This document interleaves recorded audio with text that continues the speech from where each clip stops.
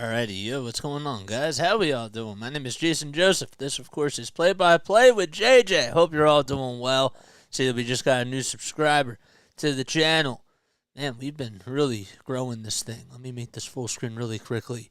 Oh, boy, yo, getting crowded in here already, and we haven't even started yet. Wait till the Rays bandwagon. Let me see the rest of your comment, Larry. I probably should pull this up right here. Wait till the rest of the Rays bandwagon shows up. Yeah, that's crazy, man. I know, that's absolutely wild. What's up, Jiva Newts? What's up, Glenn? Thank you so much. I really appreciate that compliment so much. It means a lot to me. Guys, I hope you're all doing well, and I hope you're all having yourselves a great day. Look, we got some business to attend to. We got to talk about the Phillies. What's up, Eddie? I hope you're doing well, too, man. This Phillies team. Yeah, Aaron Nola was great last night and was absolutely sensational. And you couldn't have asked for a better outing. He has 12 strikeouts and 7 1/3 of an inning. Only allowed 1 earned run, and then was on a solo home run that was hit by Wander Franco. And now today, you have to hope that Taijuan Walker can kind of pick up where Aaron Nola left off last night. But the bats really have to come through today, too. That's going to be something else that I'm going to be looking for. Patient at bats, right? Getting an early jump off of a guy like Zach Little, who has, or Zach Littell, and you just have to try to have a really good approach at the plate. You know, we'll talk a little bit more about Zach Littell, who's been doing a pretty good job overall this season. And, yeah, let's go over the starting lineups though really quickly. Of course I remember you, AJ. What's up, AJ? How you doing, dude? What's up, FS Pod? All right. Let's go over the starting lineups real quick. All right, so we got Kyle Schwarber, who will be leading things off. He's out in left field. Trey Turner is the shortstop. He's batting second. Nick Castellanos hitting third. He's out in right field. Bryce Harper is the DH for tonight's game. JT Realmuto behind the plate, batting fifth. And in the sixth spot is Bryson Stott. He's over at second base. Alec Boehm's over at third. Derek Hall playing at first base. He's batting eighth. And Brandon Marsh is batting ninth. And he's playing in center field. So once again, it's Schwarber, Turner, Castellanos, Harper, JT, Stott, Boehm, Hall, and Marsh. And that is your starting lineup for your Philadelphia Phillies, who are 45-39 on the season. And they've now reached the 500 mark when it comes to their road record. Road record. That's a tongue twister to say. So they've won 10 in a row, and they've won 10 in a row on the road, and they've been playing very good baseball overall as of lately, and hopefully they try to take the series today versus the Nationals. So it'll be very, very interesting to see what happens. I did not plug this in. My mistake. Beg your pardon. All right, so Zach Littell is on the mound. And he will be facing Kyle Schwarber here to lead things off as we are just about ready to get started. First pitch is a check swing foul ball. So Littell went 3 innings, allowed 1 hit, no earned runs, no walks, and had 5 strikeouts in his last outing that he had against the Seattle Mariners. Pitch. It's inside for a ball. Actually, my mistake. He went 1 inning versus the Mariners and went 2 innings against the D-backs. The pitch. Ground ball hit over to first base, and Raleigh has it, and he makes the play. So he's been a guy that really hasn't been pitching too many innings at once. He's been a guy out of their bullpen, so he went 1 inning and had 2 strikeouts, no hits allowed, no earned runs against the Mariners, and he went 2 innings, allowed only 1 hit against the Diamondbacks. That was on Thursday, June 29th, along with 3 homers. Trey Turner due up. He's hitting .246 on the season, fouls the first pitch off. This is his second game that he's technically started, Zach Littell. And the pitch to Turner is off the plate.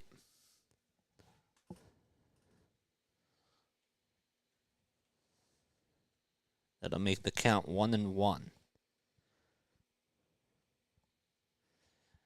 The 1-1 pitch upstairs. Larry says, I wonder if he's related to former pitcher Mark Littell. think he is actually, but don't quote me on that. 2-1. Swing gonna miss. Do not quote me on that. Turner hitting .246. He has 8 home runs, 29 RBI on the season.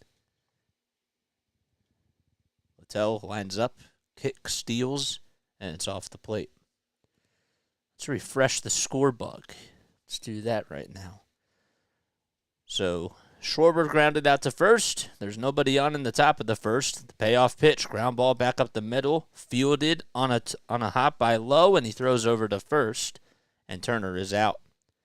They had the right idea by playing Turner up the middle, and there is 2 away already. It's a pretty good pitch that was thrown.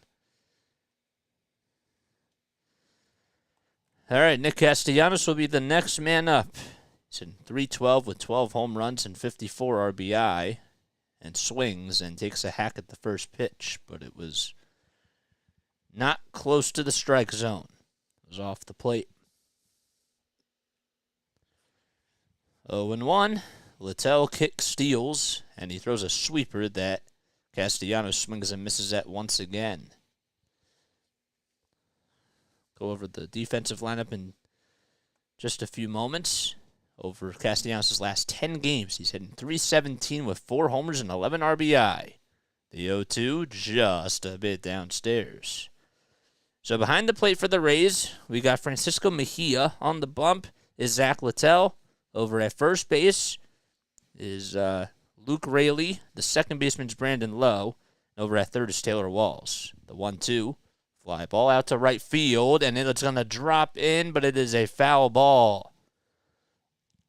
It just sliced foul at the very end, and Castellanos has to go back to the batter's box. At the shortstop, we got Wander Franco. In left field will be Randy Arozarena. The center fielder is Manuel Margot. And in right field, it's Josh Lowe. The DH is Yandy Diaz. 1 ball, 2 strikes to Nick Castellanos. Nobody on in the top of the first. There's 2 gone. Littell on the bump. 14 pitches in this inning so far against Nick Castellanos. The 1-2 pitch. Strike 3 called at the knees, and Castellanos got rung up. And we head to the bottom of the first. Phillies get retired in order, and the Rays are coming up. Okay. Backwards K. Cool. What's up, AJ? What's up, Terrell? How you doing, man? How's everybody doing? Eddie wants to know, did you have any podcasts or songs I can listen to? Not any songs. I don't do any songs on here. Podcast though, I just had an interview that I did with Snowman Multimedia that's posted out here. There's actually another interview that's coming out probably within the next couple of days or so. I did a couple of weeks ago with David 3000, so that'll be really nice. And hopefully that'll be really, really cool. All right, if you just subscribed to my channel, don't forget to shout yourself out down below. I hope you're all doing well and that you're having yourselves a great day. My name is Jason Joseph. This, of course, is Play-by-Play with JJ. And, yeah, we've been coming on here for pretty much almost every single Phillies game. And we try to cover as many games as possible. We do Phillies baseball, Sixers basketball, Flyers hockey, and Patriots football as well. Started this channel in December, and it's just been 6 months that we've been doing this. Close to 6.5 now, which is crazy. Preston, thanks for subscribing to the channel. Shout out to Preston Edwards. Thank you so much for your contribution and for doing that. That's absolutely unbelievable. Terrell says that he needs the Phillies to win. Splinter says, I may miss the rest of the game, have a meeting, but Marcus Stroman may want to come here. Oh, that'll be very interesting. Hopefully, Phillies can try to go after him. That'd be really nice. All right, so now we got to go over the starting lineup for the Rays. All right, so we got Yandy Diaz, the DH. He's leading things off. Wander Franco is at shortstop. Luke Raley batting third. Over at first base, Randy Arozarena will be batting in the cleanup spot out in left field. Walker, who's on the bump, throws the first pitch off the plate to Diaz. Brandon Lowe will be batting right behind Randy Arozarena. The 1-0, down and out. Manuel Margot right behind him. He's the center fielder. Josh Lowe in right field. Taylor Walls at third base. And the catcher is Francisco Mejia. The 2-0 delivery downstairs and maybe a little bit outside too. Yandy Diaz, the DH for tonight's game. He's hitting .313 on the season. He's facing off against Taijuan Walker, who kicks, fires, and it's outside. 4 pitches and 4 balls, and it's a leadoff walk to start off the ball game. Not what you want to do for Walker, who has had 17 starts this season. This is his 18th one. He's 9-3, has gone 89 in the third of an inning. He has a 3.93 ERA. And in those 89 innings, he has 77 strikeouts, and he's only allowed 33 walks. His ERA was really high, but the 3.91 ERA right now, don't let that fool you, because he's been pitching very well. Here's Franco batting on the left side, and the first pitch is popped up, but it's fouled off behind the plate. Walker is 30 years old, from Shreveport, L.A. His last outing, he went up against the Cubs, had 6 innings of work, only allowed 1 earned run, and had 6 Ks. The 0-1 fly ball fouled off towards the left field side. He's allowed only 1 earned run or less over his last 5 games, and the last time that he allowed more than 1 earned run was on June 1st against the Mets. The 0-2 in the dirt. Phillies would lose that game 4-2, and he only went 4 innings.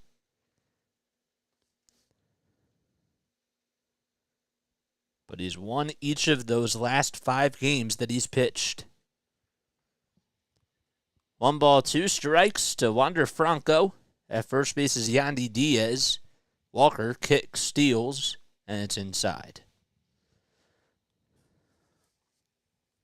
Franco playing over at shortstop had a home run against Aaron Nola in last night's game. It's in 286. 2-2. Walker throws back over to first, and it's not in time to get Diaz. Got to make sure that you watch out for him as well. As far as the defensive lineup goes, behind the plate is JT Realmuto. On the bump is Taijuan Walker. And over at first base, we got Derek Hall. Second base is Bryson Stott. Alec Boehm's over at third. And the shortstop is Trey Turner. The 2-2, foul ball. Then in left field, Kyle Schwarber is playing over there. The center fielder will be Brandon Marsh, and the right fielder is Nick Castellanos. Tampa Bay is a team. They're first in stolen bases across all of Major League Baseball. And they're third in home runs. Throw back to first again, not in time. Diaz gets back in there safely. Talk a little bit more about it in just a few moments, but there's a reason why that they're 57-31. They're also 34-11 at home. 2-2. Walker kicks, steals, swing and a miss on a 76-mile-per-hour curveball. It's the first out and the first strikeout of the ball game for Taijuan Walker. As I mentioned, over his last 5 starts, he's been incredible. He has a .84 ERA as well, just to back this up, and he's gone 32 innings. Only has allowed 3 earned runs total. And he'll have to face Luke Raley here. The pitch on the inside corner. Raley hitting .276 with 14 home runs, and he's driven in 35 runs this season. Throw back to first, not in time. Man, Diaz has been a distraction for Taijuan Walker. So Franco struck out, but Diaz got on with a walk. It was a leadoff walk to start off the bottom of the first. The 0-1, swing and a miss.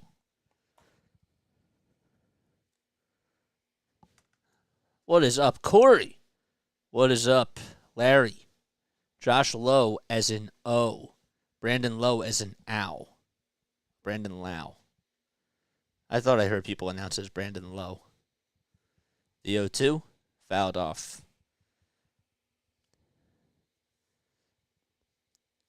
If you go onto YouTube, you should be able to hear like an interview with Brandon Lau and see how like the interviewer announces it. I thought I heard somebody pronounce it as Lau,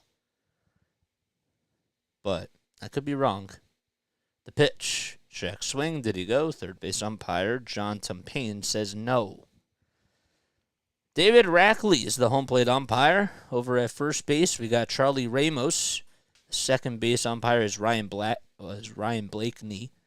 And the third base ump is John Tumpain, who was the home plate umpire in yesterday afternoon's game. Throw back to first, not in time. That's now the second time that Walker has disengaged. Definitely rhymes with out. Okay. All right, cool. Thanks. Appreciate that. The 1-2, just a hair off the plate. There's a video of them pronouncing it. All right, cool. Thanks for doing that. Opposing runners have gotten picked off twice against Walker this season. They're 2 for 7 on stolen base attempts. 2-2 delivery, another swing and a miss. And it's now back-to-back strikeouts for Taijuan Walker as Rayleigh will head back to the dugout.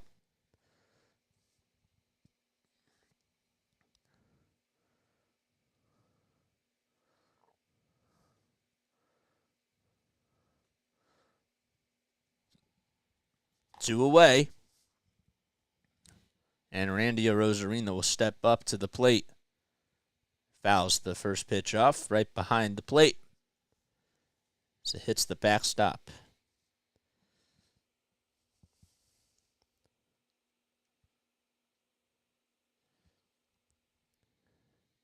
Oh and 1, 2 outs, a runner on over at first. Walker kick steals, line drive into left field over the head of Turner for a base hit. Schwarber gets over there, bobbled it initially, but has it, and Diaz will just go over to second base. And Arozarena gets on with a 2-out single. So that puts runners at first and second base. And Brandon Lau is due up next.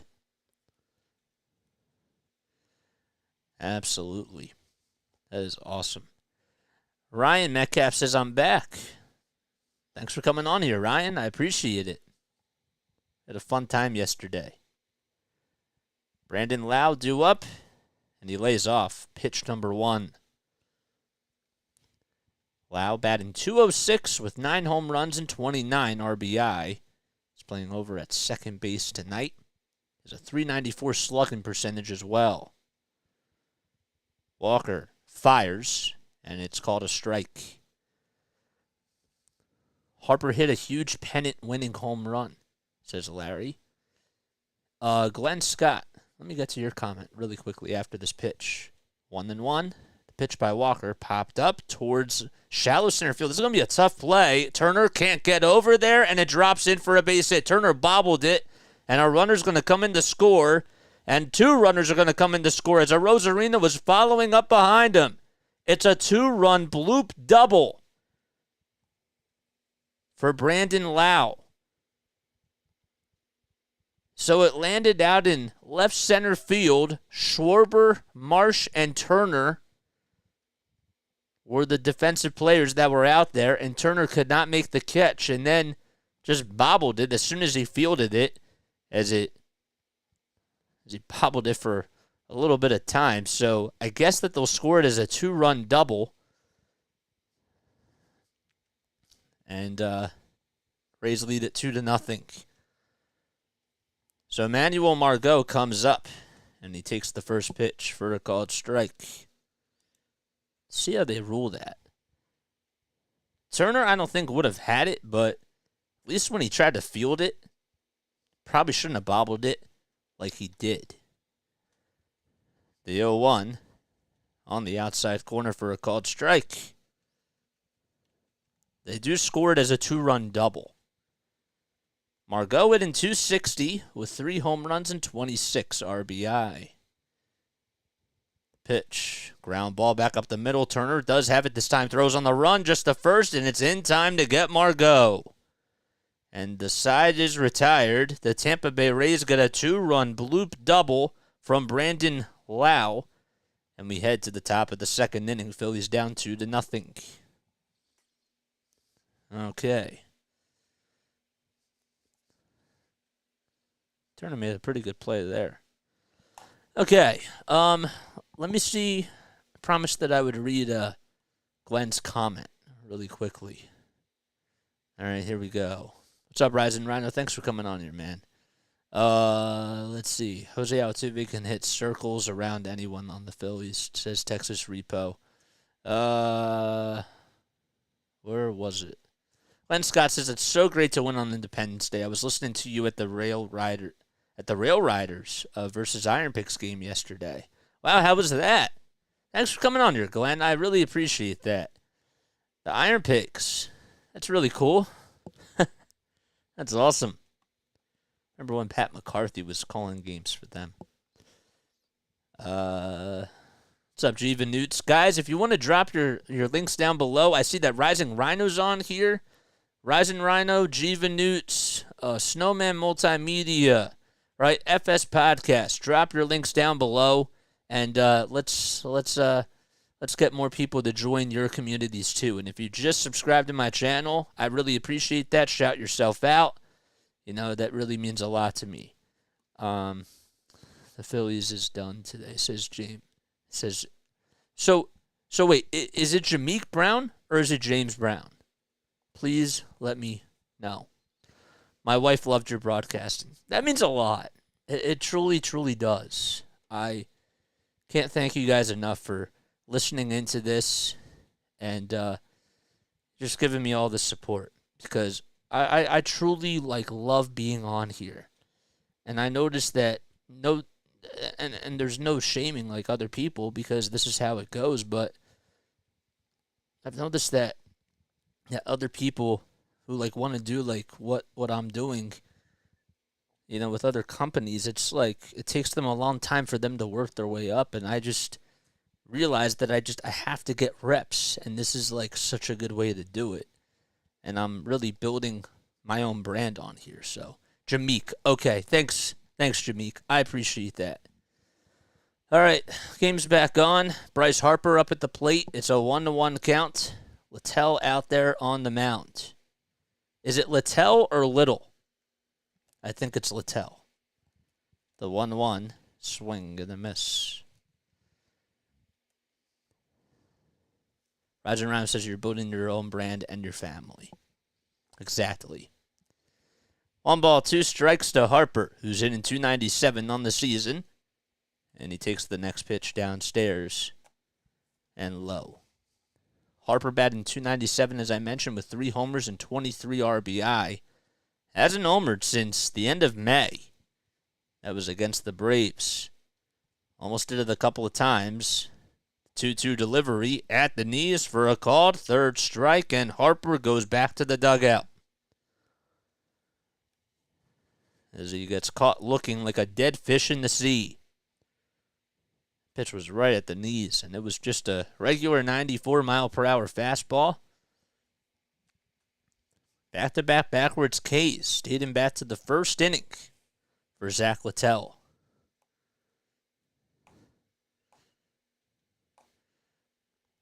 Here we go. JT up at the plate, and he stares at a pitch down at the knees again.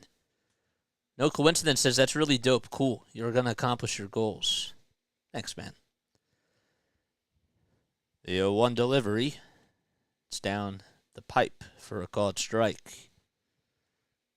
So the Rays have a 2-0 lead. They just struck first thanks to a 2-run bloop double by Brandon Lau.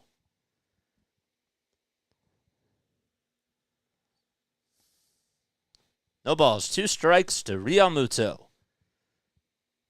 Littell in the stretch and the pitch outside.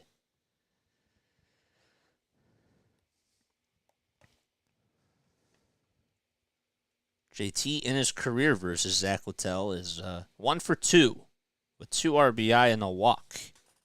The pitch. Ground ball back up the middle past the diving stop of the second baseman into center field for a base hit.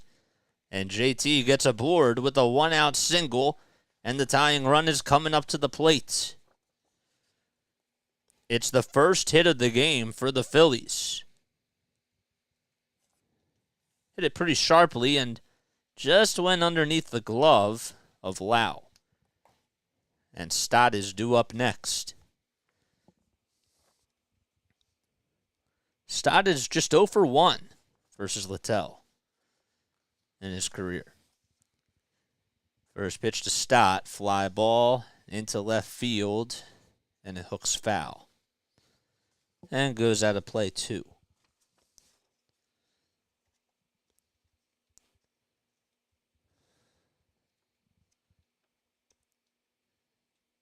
Stott actually has a hit in 79.5% of his games this season.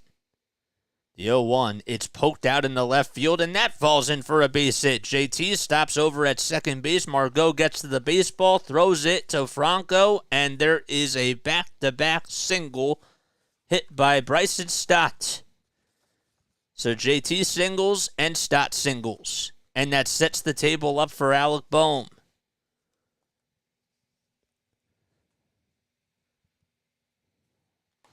The question coming into this outing was, how long was Littell going to go? Here's Bohm. Lays off the first pitch. It was a slider at 88. Phillies were able to get the victory last night. So they won 3-1 on the 4th of July. 1-0 to Bohm. Littell in the stretch. He kicks, he fires. And there's a base hit back up the middle. JT rounding third. He's coming in to score. The throw over to third is way off the line. Stott gets in there safely. Alec Bohm stays put at first base. It's now back-to-back singles for the Phillies, and they are on the board. It's 2-1 Rays. Good piece of hitting by Bohm. It was just a fastball right down the heart and soul of the plate. He got all barrel on it and just sliced that thing out to center. And now time is called as we have a meeting on the mound. Give JT credit because he was really hustling as soon as the ball was hit. He stumbled a little bit, though, as he was rounding third base, almost lost his footing. But he came on right in and scored, and the Phillies are down 2-1. Runners are over at first and third, I should say. And a deep fly ball could tie this baby up. Which hopefully they're able to do that here.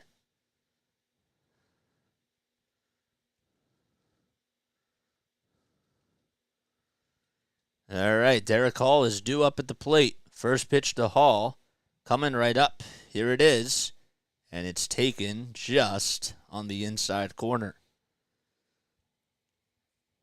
Hall hitting 192 on the season. Just got called up from AAA not too long ago. The 0-1, ground ball into right field for another base hit. Rounding third, coming in to score is Stott.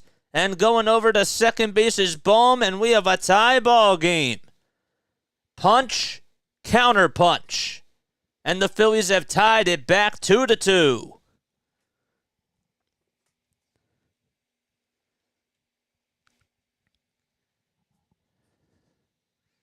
See where this pitch was. Another pitch that was right down the middle. It was a hanging breaking ball. And Derek Hall can do some damage with those types of pitches if you just mislead them. Here's Marsh. He flies this one out to left field. It's going back to the warning track. Margot gets underneath it, and he will make the catch for the second out of the inning. And he flies out. So that'll flip the lineup card as now the seventh batter of the inning is due up, and that's Kyle Schwarber, who grounded out to first base to start off the ball game. Schwarber's batting average is now at 188. He has 22 homers and 47 RBI. Littell fires, and it's inside.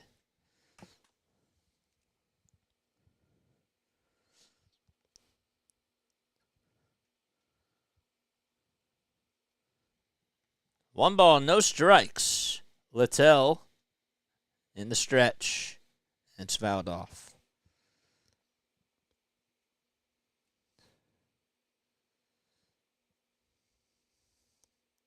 Rays are actually 10th in the league in strikeouts with 774. They haven't allowed too many home runs and are 8th in the league in that category. The 1-1, fastball taken down the pipe. They don't really allow a lot of runs either. So they have the second best earned run average in all of baseball. 1 ball, 2 strikes to Kyle Schwarber. Phillies are tied 2-2. The pitch to Schwarber is fouled back behind the plate. We have runners over at first and second base. Hall's over at first, Bohm's over at second. Both of them got on with RBI singles.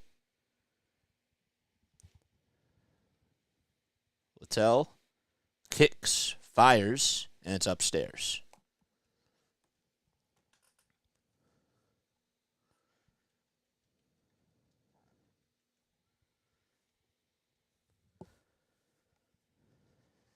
Trey Turner waits in the on-deck circle for the Phillies as the count is 2-2. Lots of twos on the board. It's 2-2. With 2 outs, 2 runners on, the 2-2 pitch. Ground ball over to first base, and that's going to end the inning as tagging the bag over at first is Luke Raley. But the Phillies tie things back thanks to an RBI single by Alec Bohm and an RBI single by Derek Hall. We head to the bottom of the second inning as we are tied 2-2.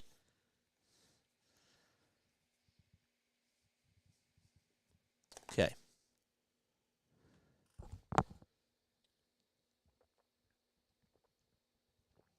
If you guys are brand new to my channel, make sure you hit that like button, hit that subscribe button, and also be sure to tap the bell icon too, so that way you know when I upload. Let's get to, we're on the road to 650 subscribers now. You know, we have small goals at a time. But we started this channel 6 months ago. For those of you that are just tuning in, I used to call games for the Delaware Bluecoats, and for the Wilmington Blue Rocks, I had internships with them, and I had an awesome experience doing that.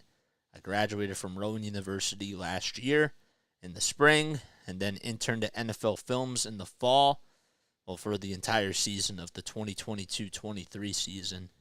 That was really cool. I was a studio intern there, and started this channel while I was doing that internship. So, you know. But yes, so just coming on here, building up a nice family and a community of people, and we're getting reps, which is what really does matter too. But you guys matter more than anything. I Watch Hoops says, this is my first time watching. I subscribed to my iPhone account, then on a different account. Let me read the full comment really quickly. Then on a full account, or a different account, on my TV by accident. That's funny, man. Thanks for coming on here, dude. I really appreciate that. Thanks for subscribing to the channel, and I hope you enjoy this content, man. I really do. We do this almost every day, and we try to, you know, be very inclusive on here.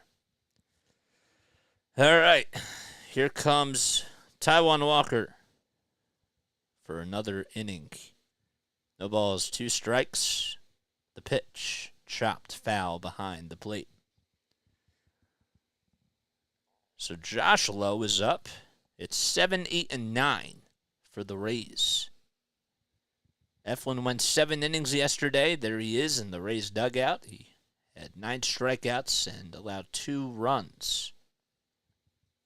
The 0-2. Low. for ball 1. The 1-2 delivery, swing and a miss. That pitch was in the dirt. It was a splitter at 89 on the gun. It's the 3rd strikeout of the ball game for Taijuan Walker. And there's 1 out.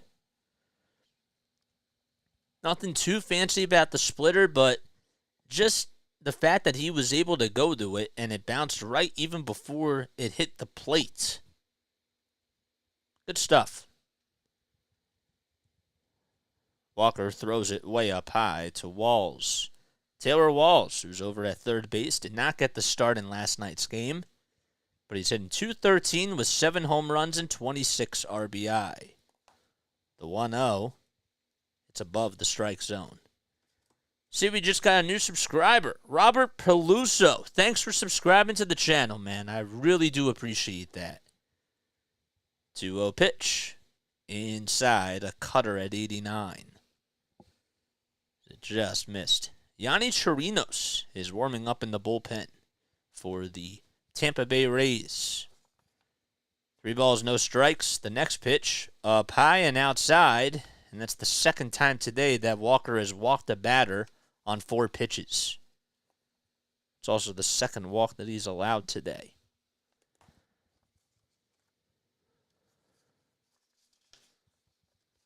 So he's allowed 2 earned runs in the first inning, and well, over his last 5 starts, he only allowed 3 earned runs, and it wasn't necessarily all his fault. It was a bloop double. Throw back to first, not in time. Walker has 33 pitches already.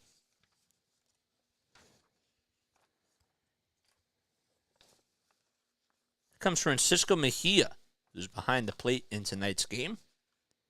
Pitch outside, and going over to second base is Taylor Walls.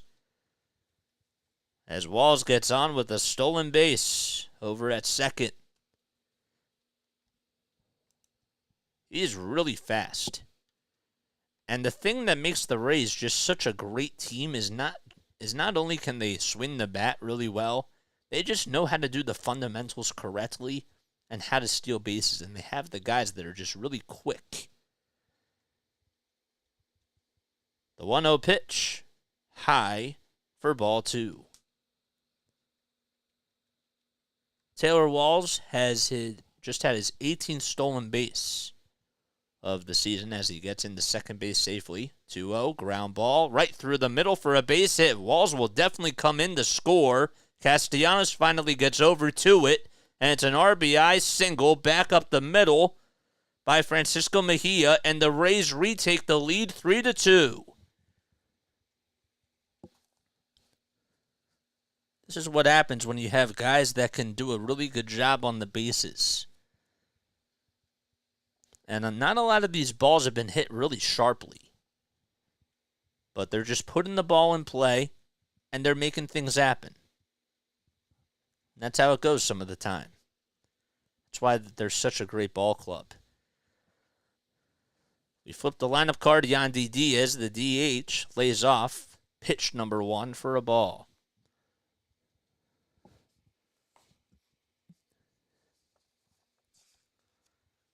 Diaz walked in the first and scored a run on the bloop double. 1 ball, no strikes.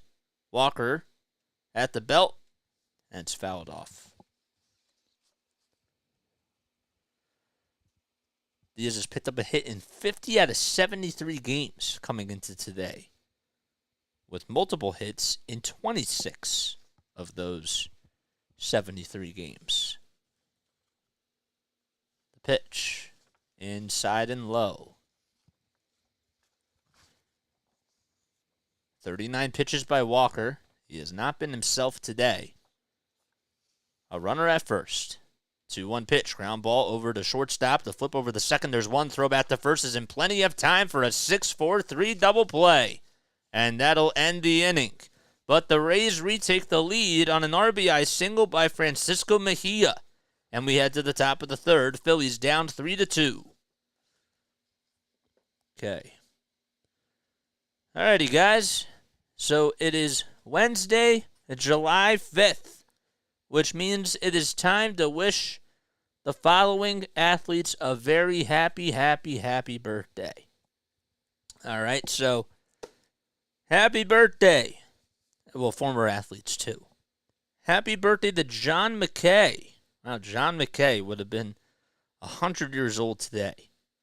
Goose Gossage, born in 1951, and he was born on the same day as Johnny Rodgers. How about that? 5 years younger is James Lofton, who was born in 1956 on this day. And also Shohei Ohtani. Happy birthday to Shohei Ohtani. Today is his birthday, too. And, of course, today is my parents' anniversary. They just got back from an awesome trip. Happy anniversary to my awesome, awesome parents. Love you guys. You raised a good son. And hopefully I make you guys proud. So, we do have a trivia question today as our fun fact. And here's a fun fact. You know, I love my family. My sister actually gave this to me. It's like a calendar that you read off every single day. I use that. She gave it to me for my birthday. Or sorry, she gave it to me for Hanukkah last year. That's what it was, which was really, really nice. And I've been using it pretty much ever since then. Glenn says, I rank 4th of July wins up there with playoff wins and opening day. Memorial Day, too. Yeah, I agree with that. Happy also 55th birthday to Tom McCarthy. Huh. Interesting. They probably knew that I was doing this in the 3rd inning, and they decided to just put up a graphic. Wow. That is so weird. What are the odds that would have happened in the top of the 3rd inning? That's actually kind of creepy. Not going to lie. Oh, boy. Okay. So we head to the top of the 3rd. Phillies down 3-2. Yanni Chirinos is coming in to pitch. And the first pitch to Trey Turner is on the outside corner for a called strike. Trey grounded out in the 1st inning. So he's 0 for 1 today.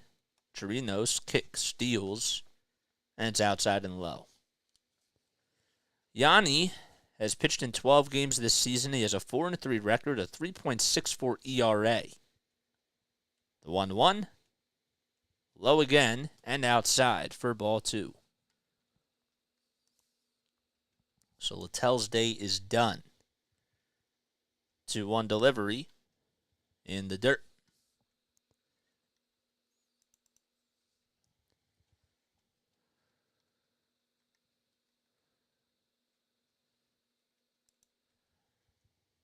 Chirinos in the stretch and the pitch. Swing and a miss. That pitch was low and inside. It was a sinker, but just tailed right inside. Yep. Payoff pitch to Turner. Fly ball out to right field, and it drops in for a base hit. And Josh Lowe plays it on a bounce, and Trey Turner gets on with an opposite field single to start off the top of the 3rd. Phillies were down 2-0, then tied it back 2-2 in the top of the 2nd inning.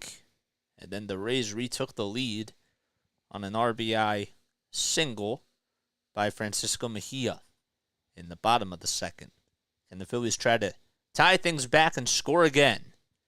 Castellanos due up. He laces this one back up the middle, but the tag is made over at second base to the bag, and the throw over to first is in time. Castellanos hit it really sharply, and Brandon Lau just had to tag the bag. He played it very properly, as he was just back up the middle, and that will go down as a 4-3 double play.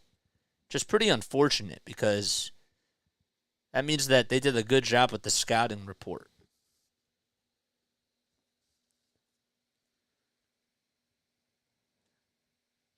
Hopefully that's not a rally killer.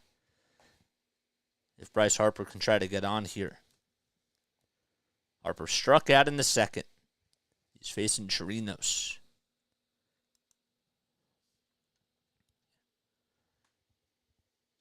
Harper takes it low.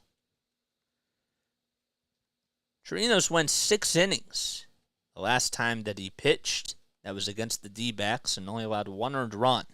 Here's Harper, and he hits this one out to right field, and it is a fair ball, and it bounces over the wall. It's a ground rule double for Bryce Harper. A pitch right down Broad Street, and Harper was able to nail that one all the way towards right field. It just stayed fair and then bounced over the yellow line in right field, and he gets on with a ground rule double.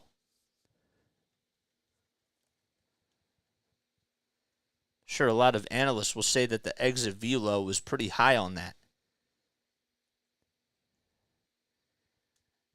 Here comes JT, tying run at second. Realmuto up, and the first pitch, he swings and misses. He decided to go after a sinker, and he's behind in the count already, 0-1.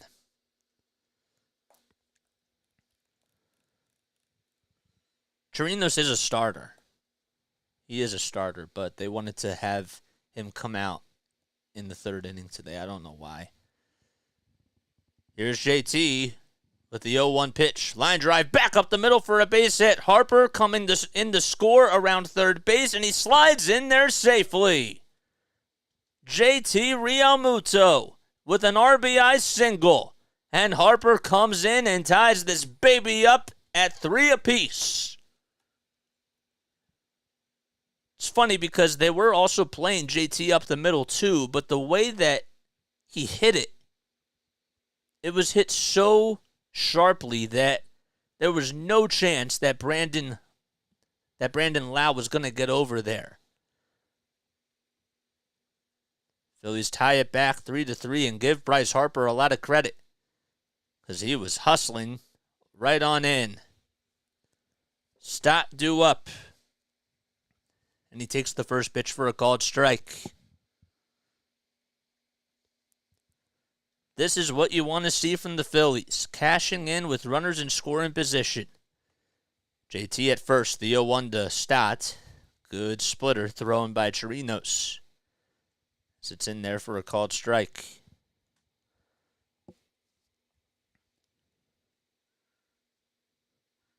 So the Rays and the Phillies playing a game of copycat. Rays go up 2-0. Phillies tie it back. Rays retake the lead 3-2. Phillies tie it back again. The pitch in the dirt. Stott singled in the second and scored a run. His batting average is back up to .298. His 7 home runs and 28 RBI on the season. Realmuto takes the lead off at first. The 1-2 delivery by Chirinos. It's slapped foul down the third base side.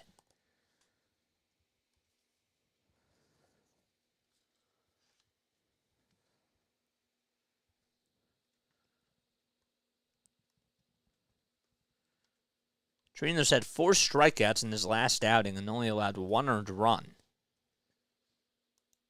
He's 29 years old from Venezuela.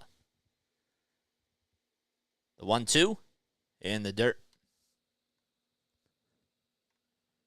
Phillies have never faced him before. He's been with the Rays since 2018 at the big league club. 2-2 to Bryson Stott. The pitch fouled off again. Fouls off a splitter and is able to stay alive in the count.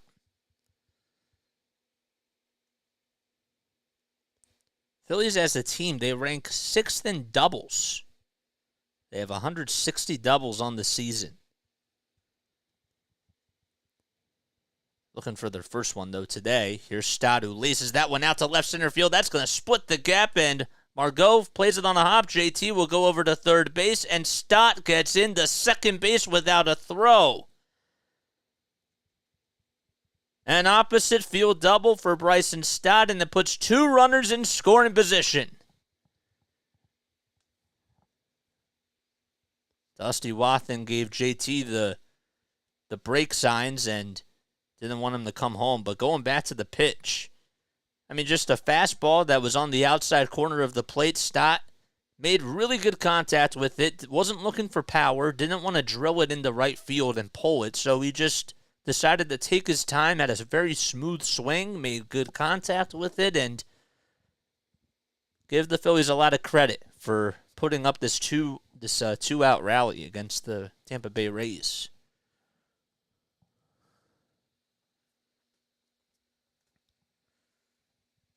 So that is now the third hit in a row.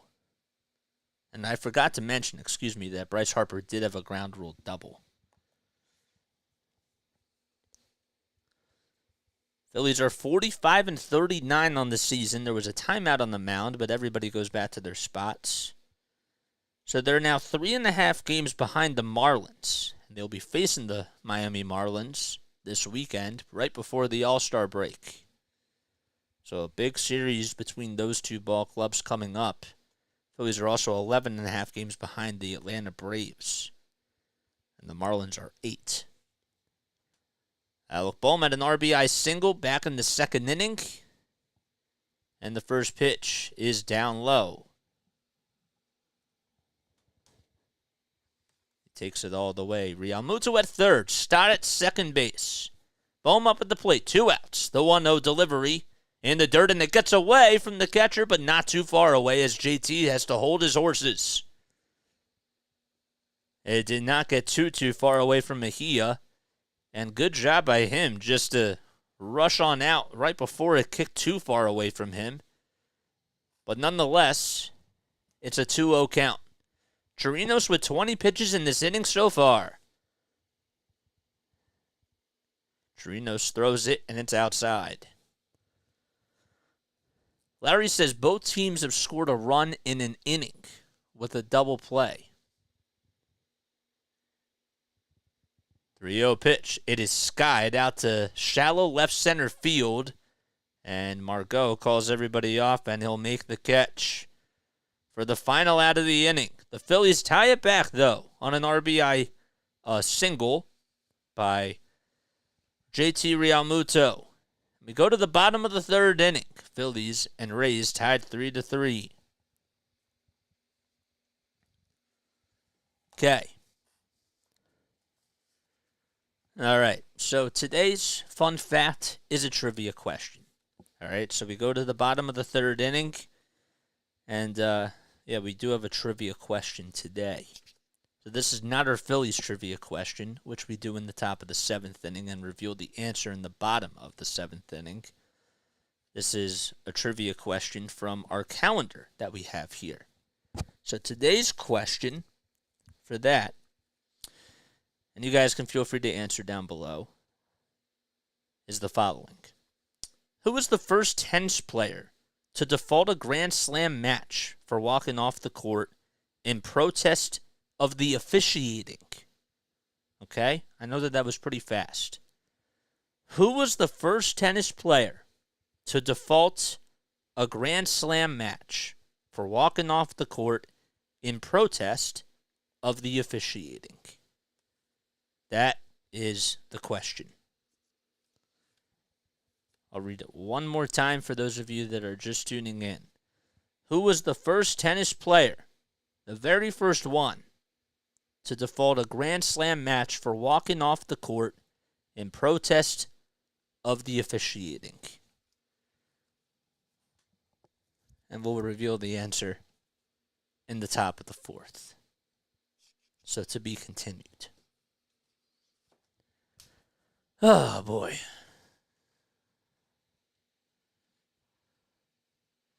I love how, and it's nothing bad, but I love how Larry just writes out all these guesses. It's cool. I like that. I like that. All right, Walker will go out there for his 4th inning of work. Phillies and Rays tied 3-3. Wander Franco will lead things off as he lays off the first pitch. It was a splitter at 88. Wander Franco struck out in the first, but he's batting .285 with 10 home runs on the season. The pitch, sliced foul.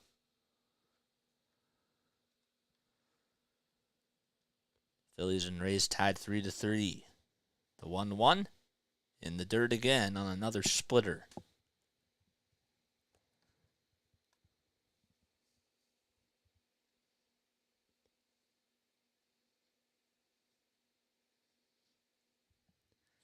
Two balls, one strike. The next pitch is a cutter at the knees for a called strike. So Taijuan Walker, he's only faced the Rays twice in his career. 2-2, comebacker that's played on the hop by Walker, and he throws it over to first. It was a little bit wide, but thankfully Hall had plenty of time to go over to first base, and there's one gone. It was way off the bag as Hall had to go over to his right side and made the play.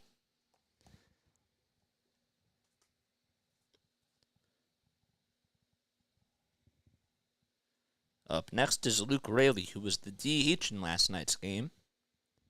Yandy Diaz was playing over at first.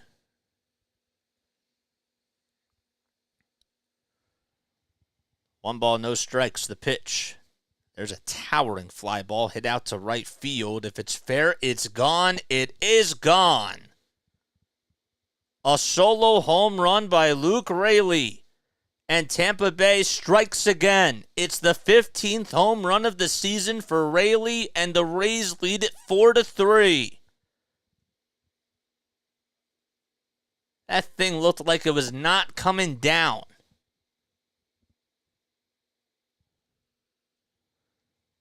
Yikes. Not a good day at the office for Taijuan Walker. It was a fastball right down the middle of the plate. And here comes Randy Arozarena, who's 1-for-1, takes the first pitch down the heart and soul of the plate. He's behind in the count 0-1. Walker with the next pitch. It's fouled back.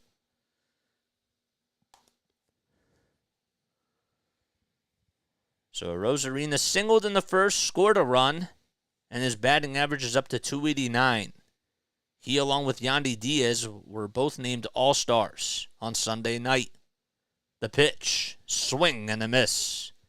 The fourth strikeout of the ball game for Taijuan Walker, and there's two gone, with nobody on in the bottom of the third. So the Rays have scored at least a run in every single inning so far. Next pitch, that ball was sliced out to right field, and it drops in for a base hit. It's off the very top of the fence, and jogging on into second base is Brandon Lau, as the throw was made in towards second base by Castellanos. And there's a two-out double. Now, if you're Rob Thompson, you may want to think about starting to loosen up somebody in the bullpen. It's just missing his spots. It was a splitter that was supposed to go down in the dirt, and it's just hanging right on up there.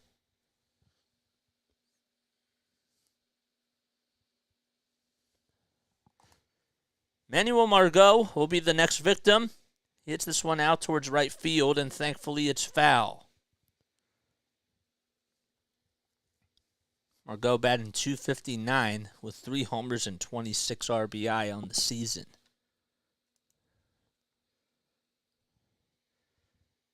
He also has a .378 slugging percentage. So Isaac Paredes has the day off over at third. Next pitch is in there for a strike, and the count is 0-2.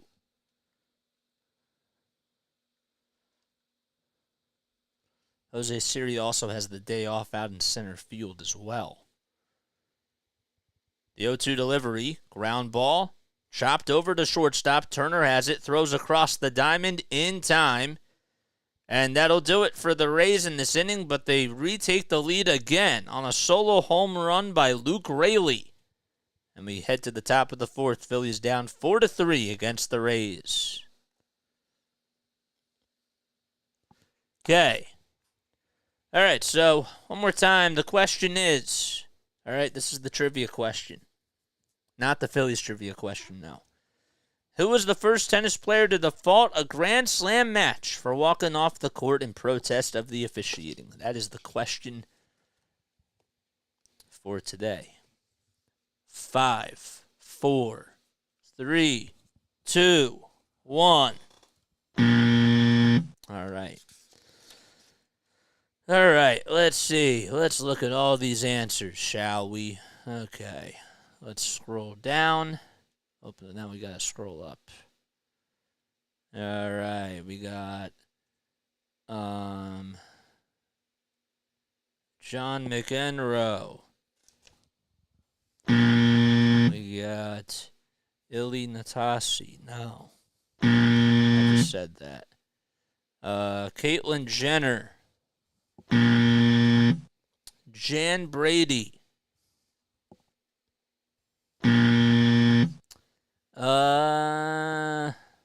What else? Anna Kournikova. Kournikova. No. Venus Williams. Nope. No one has got it. The answer is Jeff Tarango. He was the first player in Grand Slam history to voluntarily forfeit a match by walking off the court in protest of the umpire's call, playing Alexander Marantz of Germany in the third round of Wimbledon on July 1st, 1995. Okay, Tarango lost the first set 7-6 and was behind 3-1 in the second. But at that juncture, he accused chair umpire Bruno Rebuke of favoritism and stomped off the court. Afterwards, Tarango's wife, Benedict, ambushed Rebuke and slapped him twice in front of the fans. That's crazy. My gosh. Learn something new every day by doing this on here. That's pretty wild. Where is NBC Sports? Here we go. Okay. So that's your answer of the day. Here's Brandon Marsh with 1 out. In the top of the 4th inning, first pitch that he sees is fouled off. So nobody got it. The 0-1. Check swing. Did he go? He went around. So Chirinos out there once again for the 4th inning.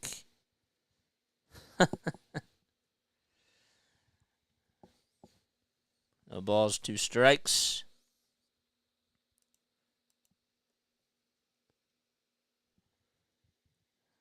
The 0-2. Off the plate. Larry says, where's the quote-unquote love? That's a good joke. That's a funny joke. I like that. 1-2. And it's off the plate again. Back-to-back splitters thrown.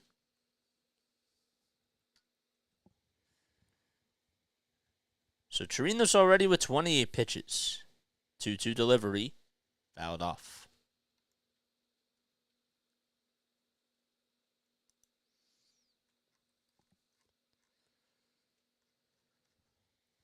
Marsh batting .275. He has 7 home runs, 32 RBI. And he swings and misses at the 2-2 pitch. It was upstairs and outside.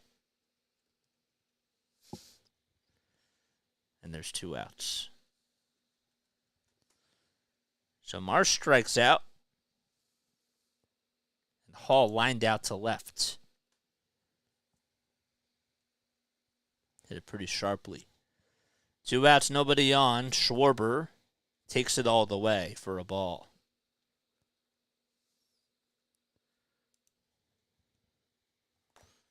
Ball, no strikes. Schwarber at the plate. And Chirinos throws it, and Schwarber went around, I guess. According to David Rackley behind the plate. He's grounded out to first twice today. 1 ball, 1 strike. Chirinos throws it, and it's off the plate again. I mean, these pitches are not even close.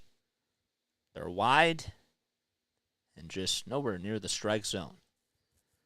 2-1 with nobody on, 2 outs. Phillies down 4-3 in the top of the fourth. The pitch. Fouled back towards the net, behind home plate. Schwarber calls for time very quickly.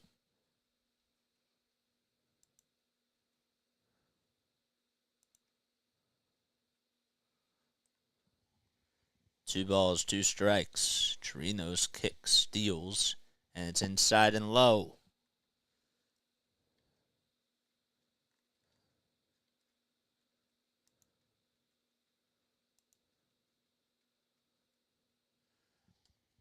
Three balls, 2 strikes to Schwarber. The payoff pitch. Fly ball out to shallow.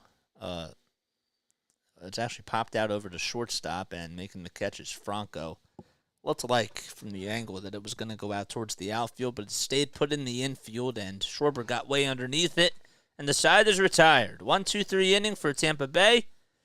As we go to the bottom of the fourth inning, Phillies trail 4-3 against the Rays in St. Petersburg, Florida.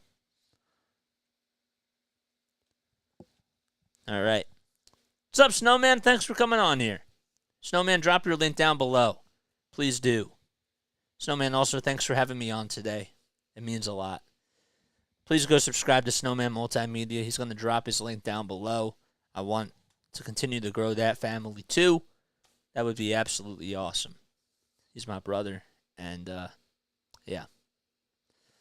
All right, let's take a look at the scores. Let's look at the out-of-town scoreboard. All right, because that's what it's time to do. A's are up 5-0 in Detroit against the Tigers.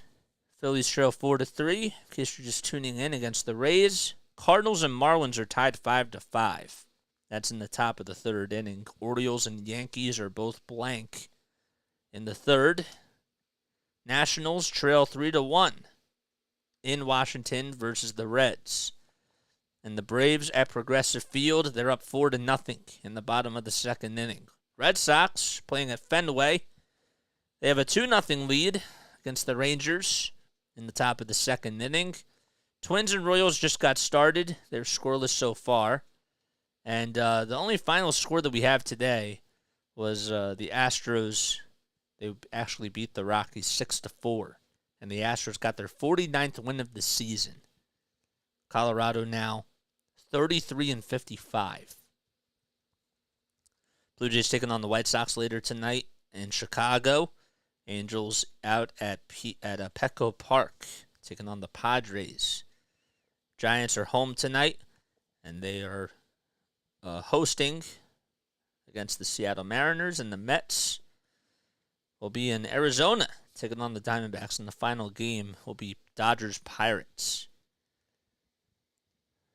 Walker will head back out there for his fourth frame of work. It has not been a Taijuan Walker-esque type of an outing. He's already allowed 4 earned runs.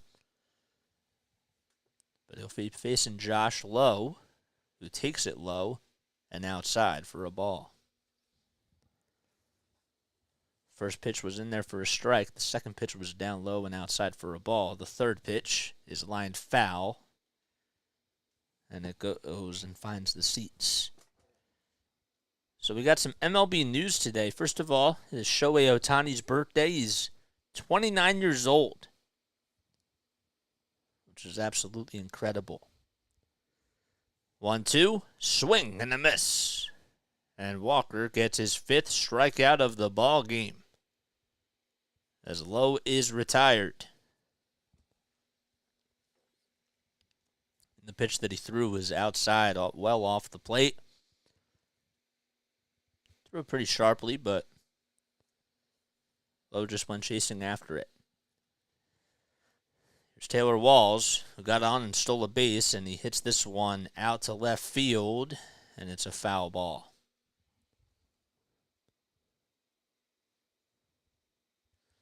Clayton Kershaw is also headed right to the injured list, and he has shoulder soreness. That's what it is.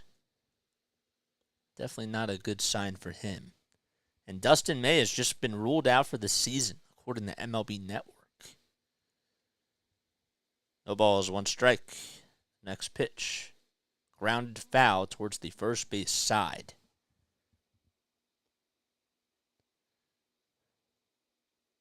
Joey Votto just hit a solo home run about 8 minutes ago to tie the game up 1-1 in Washington.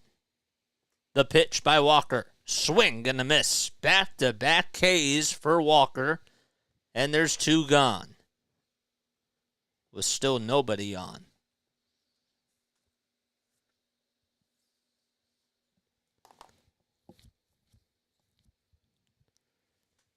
Nobody on. 2 outs. And Walker throws a splitter. That's on the outside corner. Francisco Mejia batting on the left side of the plate. Got an RBI single on the right side.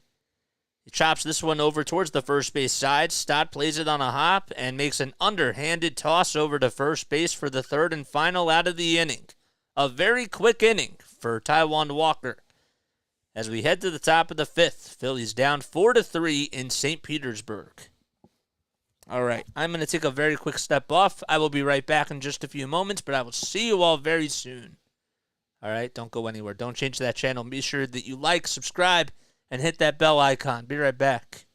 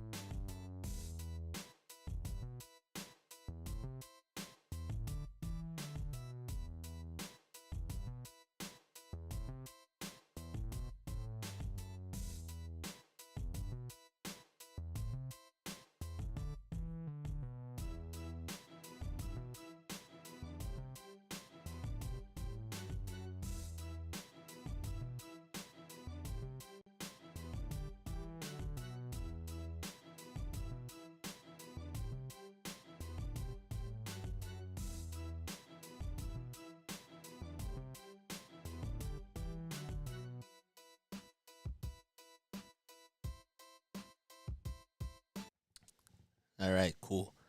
All right, guys, we need 2 more subscribers to reach the 640 mark. Here's Trey Turner, who lifts this one out to deep left field. If it's fair, it's gone. It hits off the foul pole. On the first pitch, and the Phillies strike back. And they tie this baby up 4-4 in the top of the 5th inning. Oh, boy. A monstrous home run by Trey Turner as he high-fives Castellanos. What a ball game. Let's see where that pitch was. Down the middle. And Turner. Great swing. Castellanos due up next. And he takes it down low.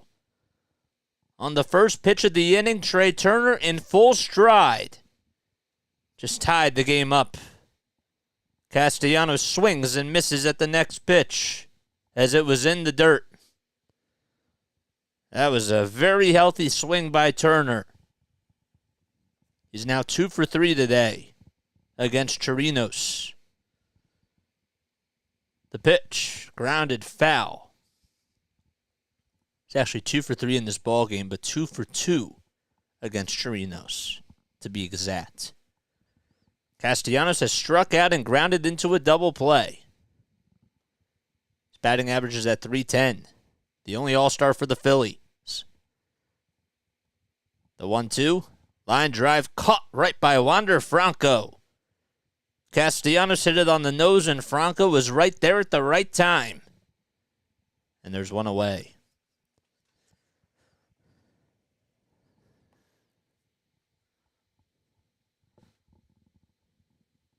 Harper is coming up to the dish with no batting gloves. Chirinos throws it, and Harper hits this one out to left field. It's hooking foul, and making the catch is Arozarena right towards the bullpen. The Phillies bullpen, that is, and there's 2 outs. Nice play by Arozarena. Thankfully, nobody was warming up in the Phillies bullpen.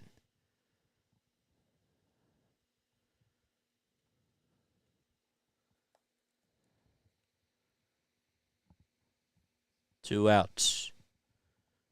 Larry, what does that mean? Franco injury replacement all-star? Thanks, Mark Twain. Thanks for coming on here and subscribing. First pitch to JT is fouled off. So Harper fouled out to left field. Realmuto is 2 for 2 today. He's starting to get hot again. The pitch, swing and a miss.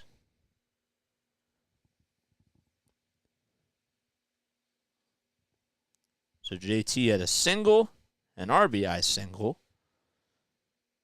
and also scored a run in the second. Chirinos fires, and it's in the dirt.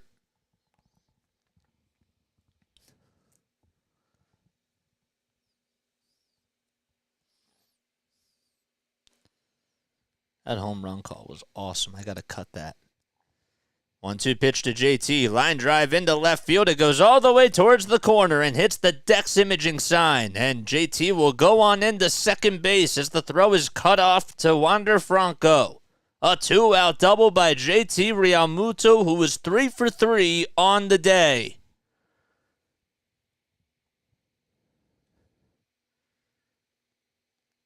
And he's in scoring position. The Phillies with runners in scoring position today, they've been doing a really good job with just cashing guys in. They have left some runners on base, but for the most part, it's been pretty good so far. It's the 20th double of the season for JT Realmuto, and he's in scoring position representing the go-ahead run. Here's Stott, who's 2 for 2. He's singled and doubled.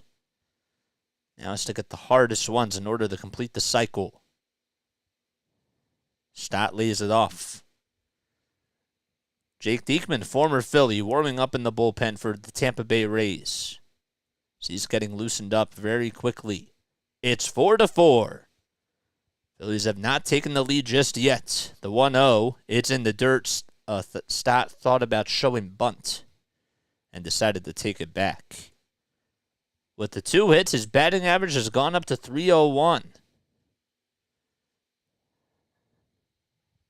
Looking for his 32nd RBI of the season. The 2-0 by Chirinos. Ground ball back up the middle for a base hit. JT rounding third. He'll come jogging in safely. And the Phillies have taken the lead, 5-4 on an RBI single by Bryson Stott. Throw was made out to center field, or from center field all the way to the infield by Margot. And the Phillies are back on top. Stott hit it very sharply. It just got underneath the glove of Chirinos. Here's Bohm, who takes it all the way. A slider down the pipe for a called strike. A back and forth type of a game as Philadelphia has retaken the lead. Or taken the lead for the first time, I should say. Throw back to first, not in time. Edwards says the Phillies are starting to play some good baseball. Bohm's batting average now at .279. He just drove in his 56th run of the season, which does lead the team. The 0-1 delivery. Line drive into left center field for a base hit. Stott going over to second base. He's rounding second, going over to third. The throw over to third is not in time. Arozarena didn't necessarily have the best throw over to third base, and Wall could not make the tag, and that puts runners at the corners on another single for the Phillies. It's the third hit in a row.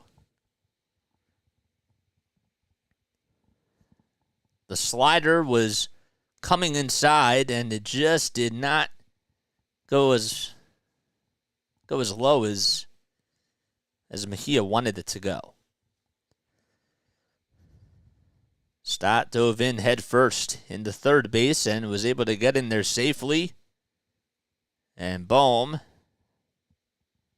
smiling over at first base. We have a pitching change as Kevin Cash comes in, and that's going to be it for Chirinos, as we will get you a name in just a few moments.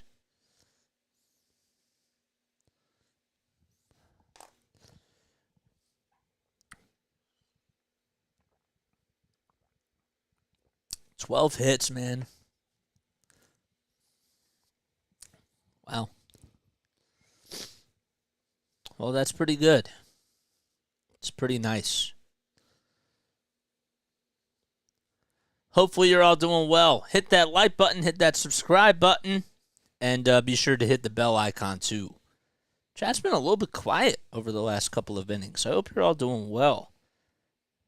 I know that you guys are probably still here, but yeah, it's been a little bit quiet.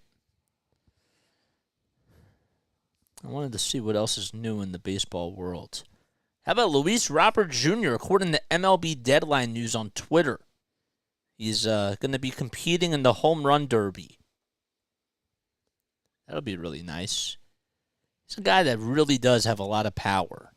And just to back that up, he has 25 home runs, 49 RBI, has a .276 batting average, and he's been on a tear. 8 singles, 3 doubles, 1 homer. Yep. I saw that. How come Jaylen Brown's trending?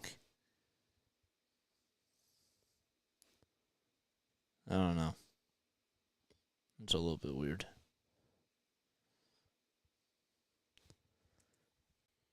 All right. Phillies have 12 hits on the day, and Jake Diekman, the former Philly, will go out there for the Rays.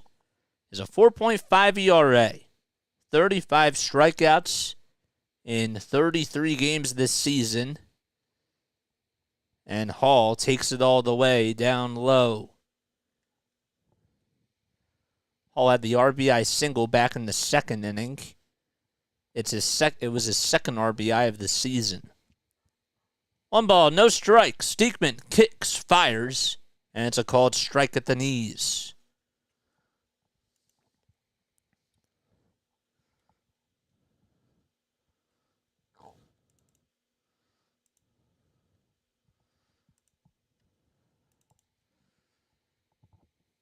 The 1-1 delivery. It was a check swing foul ball right behind the plate, I believe. Bohm had a jump over to second base, but has to go back to first just because it was a foul ball. The Rays are 34-11 at home, which is number 1 in all of baseball. They have the best home record. Right behind them is the Atlanta Braves, who are 30-15. 1 ball, 2 strikes to Derek Hall. 2 outs. Runners at the corners. Phillies lead it 5-4 in the top of the 5th. The next pitch, it's sliced foul towards the third base side.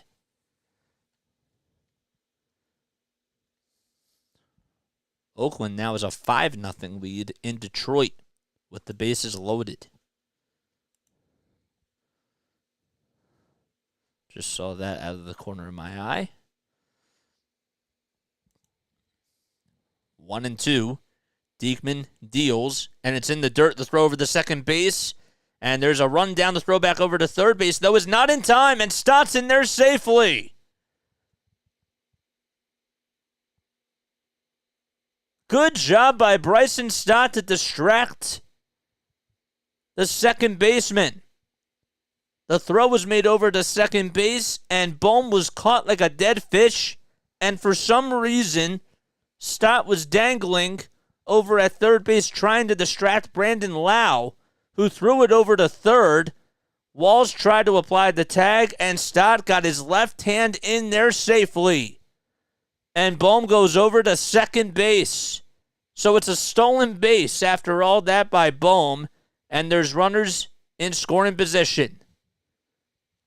The 2-2 outside. Huh. I haven't seen anything like that in quite some time. All they had to do was just get the final out, but we'll take it. 3 balls, 2 strikes to Derek Hall with runners at second and third. 2 outs. Pitch downstairs, and that's going to leave the bases loaded for the Phillies. It's going to load the bases.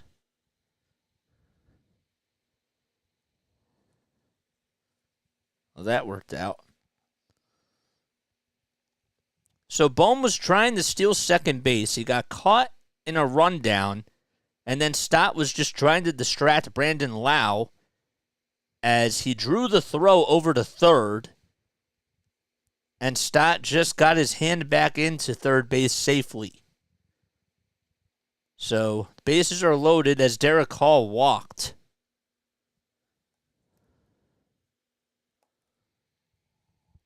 They have taken the lead 5-4. Marsh is up. He's the 8th man to come up to the plate in this inning.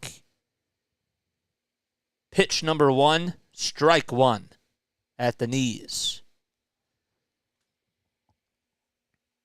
Marsh struck out in the 4th and flew out to left in the 2nd. The ball is 1 strike. And Diekman throws it outside and low. Marsh is 3 for 6 this season with the bases loaded and has 8 RBI, 2 walks, and a double. He's never hit a grand slam, though, in his career. 1-1.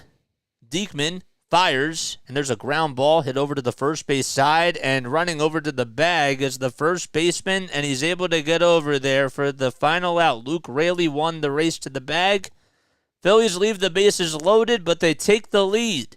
They tied it up on a solo home run by Trey Turner, and they got an RBI single by Bryson Stott, and they're up 5-4 as we head to the bottom of the 5th in Tampa.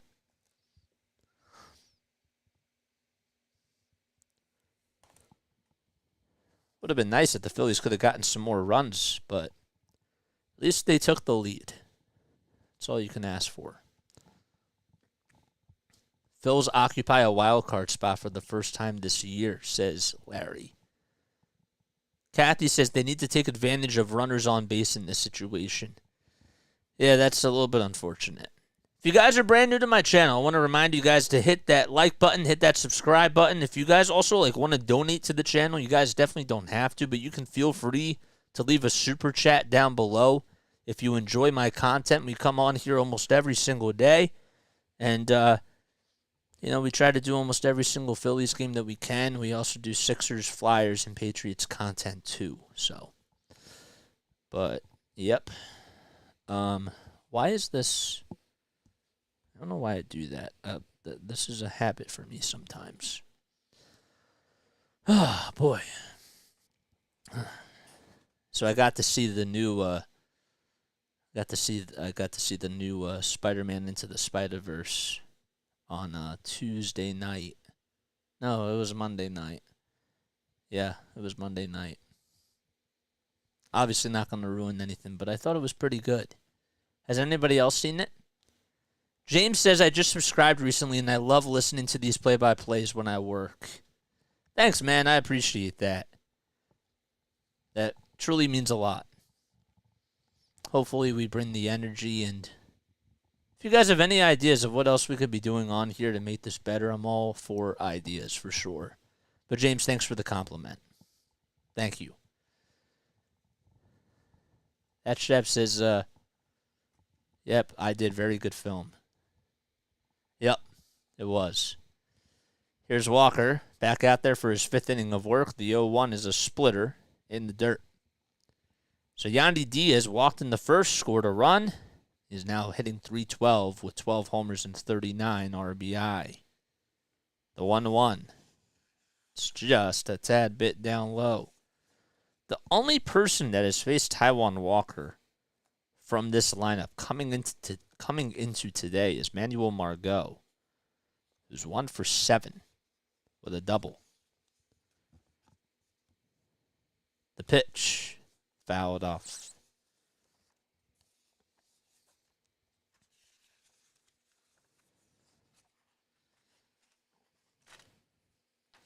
Diaz has homered in 12 out of 73 games this season. So he fouls the next pitch off.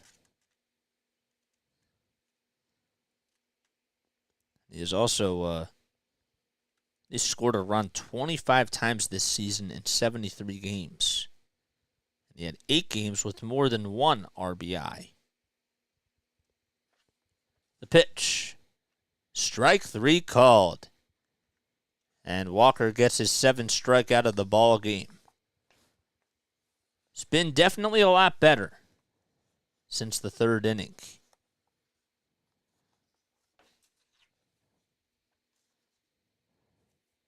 There's one away. Franco comes up and fouls the first pitch back right behind the plate. It was a pretty good film. I really haven't been to the movies in quite some time, and it was pretty nice to just get out and go see it. The pitch. Fouled off. Best movie that you guys saw in the theaters. Let me know what it is and why. I'll tell you my favorite in just a couple seconds. The 0-2 to Franco. Foul ball again behind the plate. He's 0 for 2 today. Homered in last night's game against Nola. It was in the 8th inning. Black Panther was my favorite one that I saw in theaters. Saw it with my dad. It was phenomenal. The pitch. Strike 3 called at the knees on the inside corner. Another strikeout for Walker.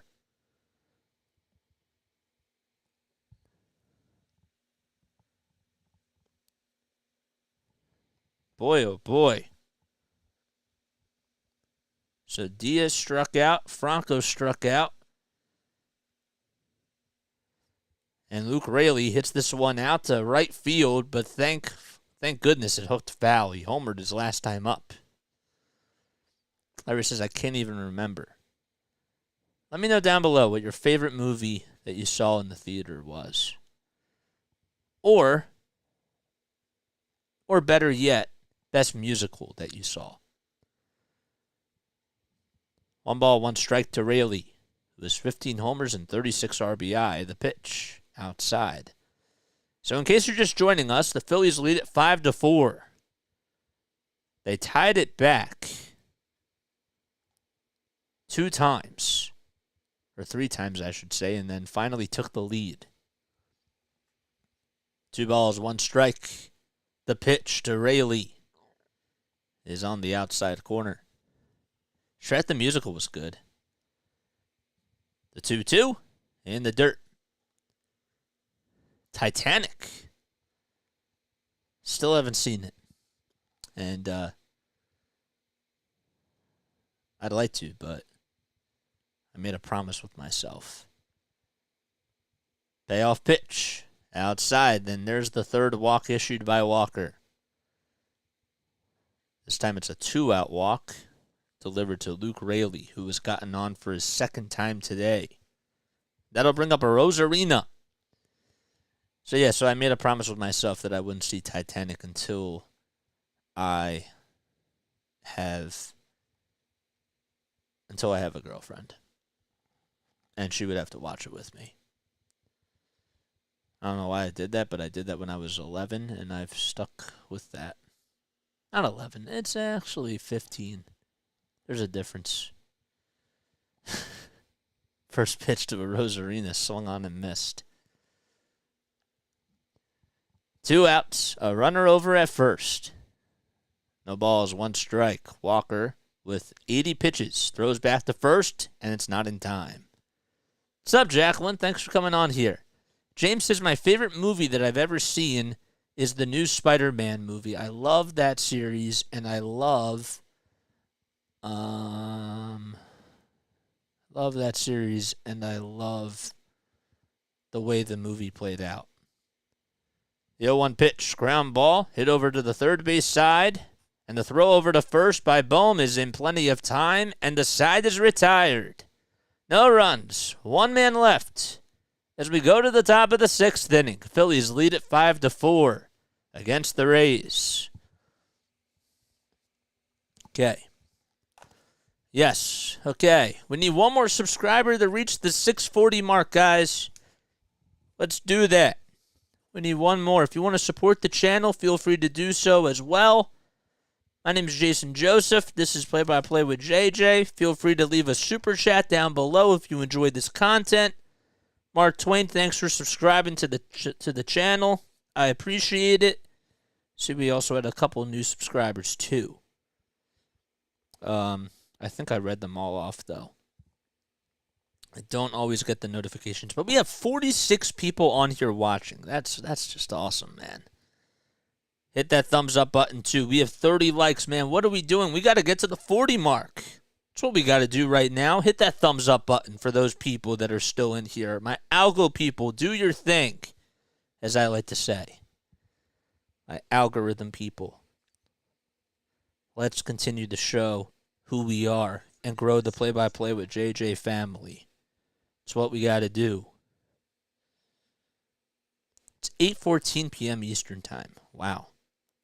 Pretty nice. Thank you guys for liking. Awesome. Yeah. I liked Black Panther. That was one of my favorite movies that I saw in theaters. There's definitely some. But Black Panther's the one that sticks out to me right now. The Spider-Man, the third Spider-Man of the series with Tom Holland, that was good. Pirates of the Caribbean I saw in theaters, that was really good. I liked that. I don't know, there's definitely some. I liked watching Toy Story 3 in theaters. That was cool. I got to see the first one with my brother. And the second one when they did it again, and when they were talking about making the third one, and that was really nice. So I got to see that too. And my brother really enjoyed it. All right, Phillies lead at 5-4. As Schwarber's due up, the 0-1 is taken all the way for a called strike. Right down the pipe. Kyle is 0 for 3. He's grounded out twice and is also popped out. His average is at 187. If you just subscribe to my channel, make sure that you shout yourself out, and I'll give you a shout out, man. 0-2. Diekman out there for his second frame of work as he's on the hill. No balls, 2 strikes. The pitch to Schwarber. Swing and a miss. The sweeper came in at 85 miles per hour on the gun. And Diekman strikes out and wins the battle against Kyle Schwarber.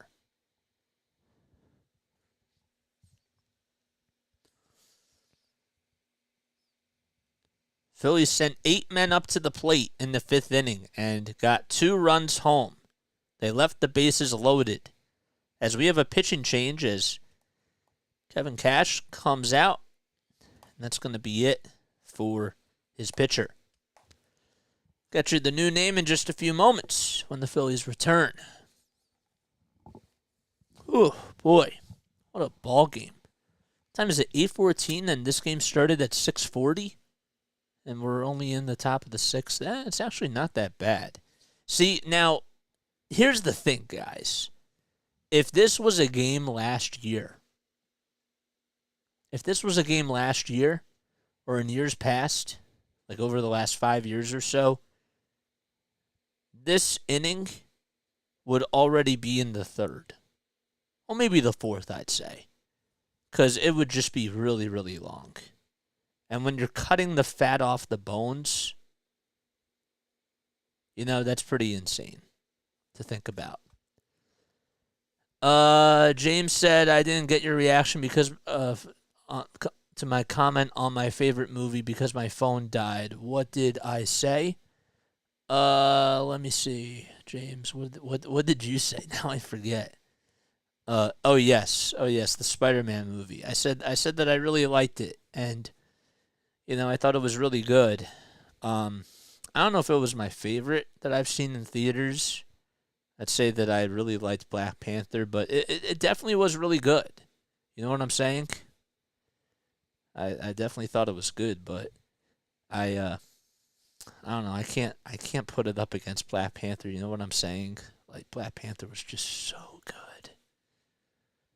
We got 50 people on here, man. Make sure that you hit that like button, hit that subscribe button as well.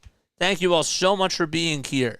Larry said we'd still be in the bottom of the first if this game was still going on. And that's true. Or if it was going, if there was no pitch clock. That is so true. Maybe not the bottom of the first, but he's exaggerating because it probably would be in like the third right now. Here's Trey Turner, who takes it inside for ball one. There's one out, nobody on. Turner homered his last time up, and Robert Stevenson is on the mound. He has a 4.56 ERA in 25 innings and 33 Ks, along with 13 walks allowed. The 1-0, it's at the knees for a called strike.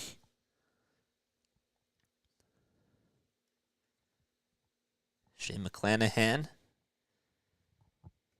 has been a really good pitcher this season for the Rays. The 1-1 is swung on and missed. But unfortunately, he's on the injured list. 101 strikeouts in 96 innings. And he's only allowed 27 earned runs. He's having a really good season. The pitch to Turner, swing and a miss. And Turner strikes out. He's now 2 for 4 today.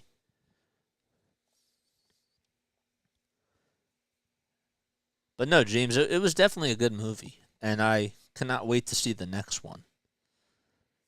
So back-to-back strikeouts for the Rays pitching staff.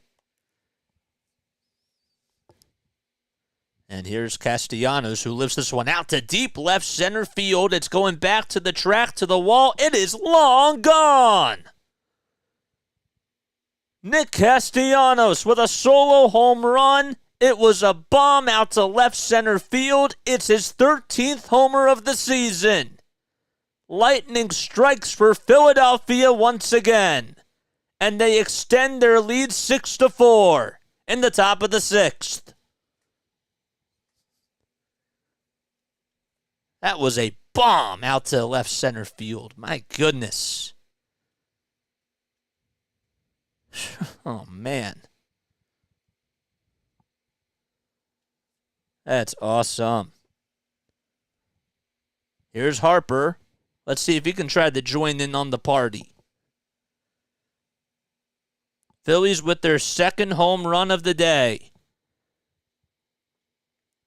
Castellanos just hit his first career home run versus the Rays. Here's Harper at the plate, and he fouls the next pitch off. The first pitch was down low, and the second pitch, he hit it foul towards the first base side. 6 runs for the Phillies as they lead it 6-4. Harper up with 2 outs and with nobody on, and the 1-1, swing and a miss. That slider was in the dirt.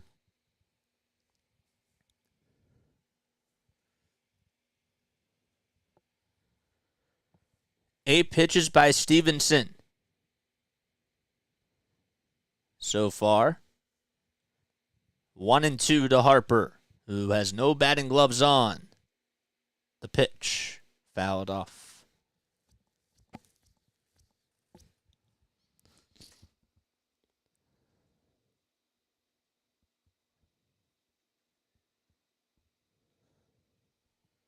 One ball, 2 strikes to Harper. Stevenson kicks, fires, and it's fouled off again. Bryce today is 1 for 3.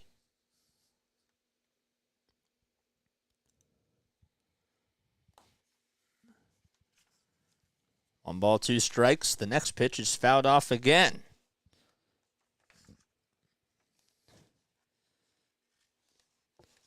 Harper against Robert Stevenson. is 1 for 4 with 1 strikeout. 1-2. The next pitch, a chopper hit over to the first base side. The underhanded throw to Stevenson is in time, and Stevenson wins the race to the first base bag, and Harper's out. The Phillies do get another run, though, on a solo bomb hit by Castellanos. As we head to the bottom of the 6th, Phillies are up 6-4. All right, I will be right back in just a few moments. Be sure that you hit that like button, hit that subscribe button, and we'll be back in just a little bit. All right, see you soon.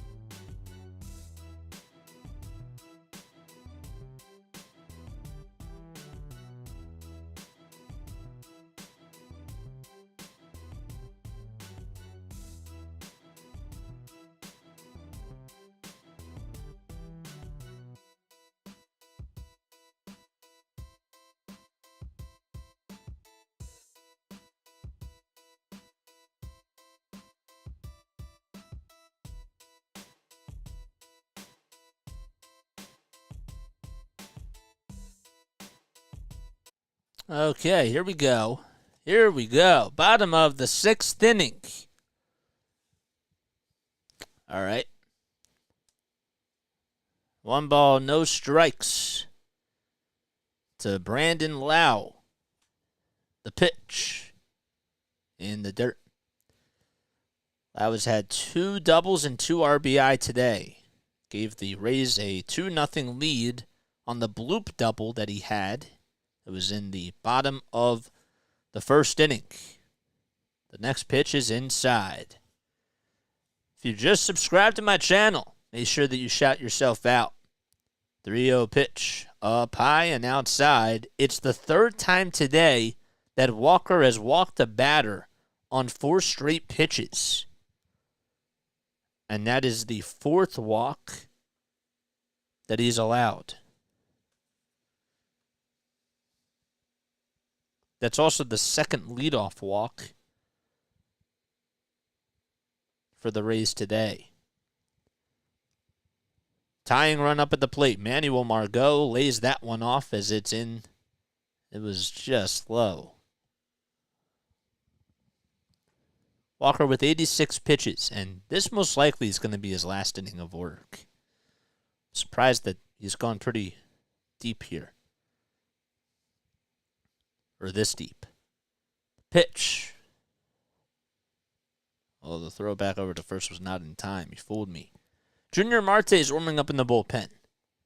1 ball, no strikes to Manuel Margot, who's 0 for 2 and is now a lifetime 1 for 9 against Walker. The 1-0 delivery right down Broad Street. So Junior Marte is warming up in the bullpen. 1 ball, 1 strike.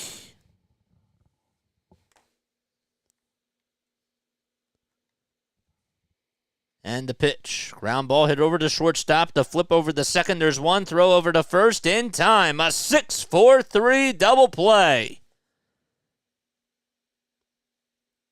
That's the 2nd double play of the ball game. Diaz grounded into a double play in the 2nd inning. and Margot just grounded into a double play here in the 6th. Nobody on, 2 outs, and Josh Lowe is up. He has struck out twice against Walker.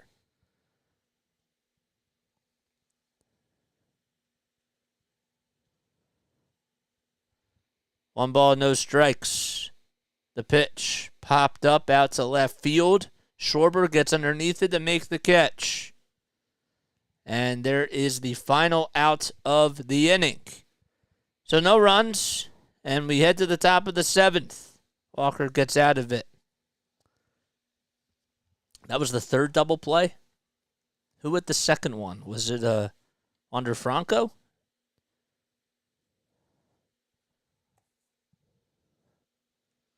I don't know. You'll have to let me know. Why Patriots, not the Eagles? It's a long story. I can't get into that right now. But here we go. All right, so here is the trivia question of the day. This one is going to be tough. Okay? So, I want to know the last Philly, okay? This is the Phillies trivia question of the day.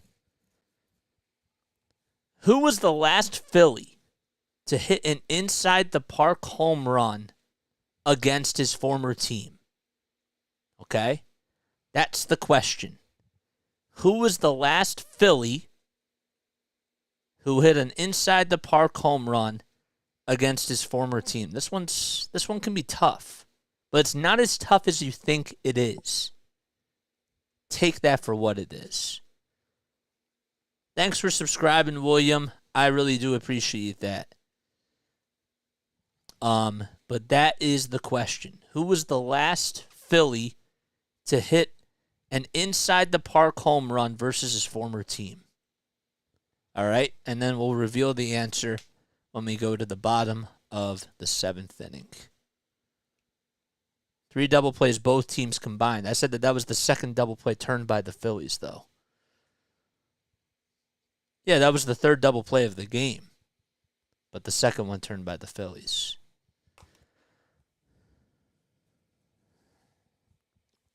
All right. And we'll reveal the answer in the bottom of the 7th. Thought that was a good one.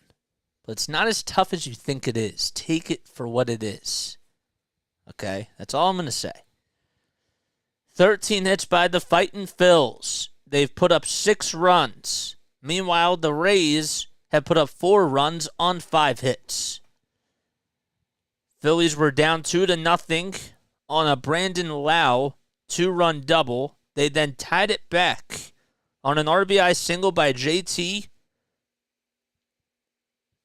And they also got, an RBI single by Alec Bowman, an RBI single by Derek Hall. First pitch by Patino is in there for a called strike. So JT is up. He's 3 for 3 today. 5, 6, and 7 due up for the Phils. And he takes that one outside.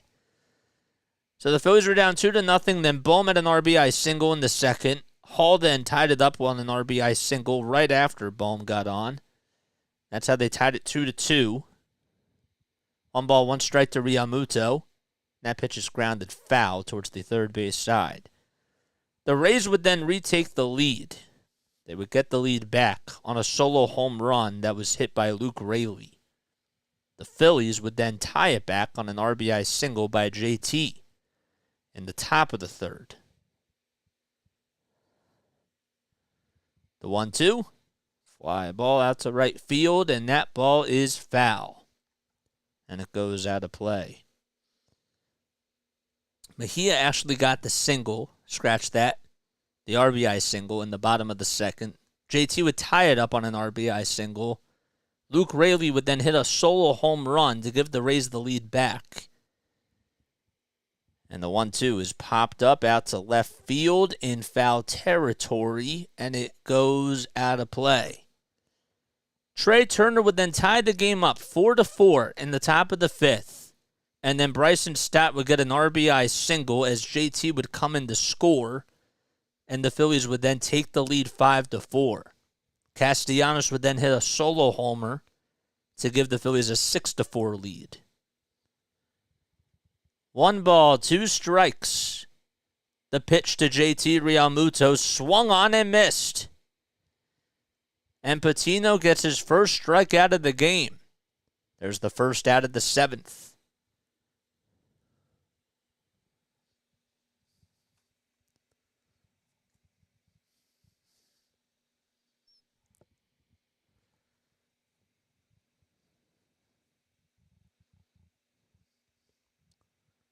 That's the first time that Realmuto has been retired. Here's Stott. He takes it downstairs. Stott also has 3 hits on the day, 2 singles, a double, a run scored, and an RBI. His batting average is up to .303. 1 ball, no strikes. The next pitch. It's on the upper third of the strike zone for a called strike.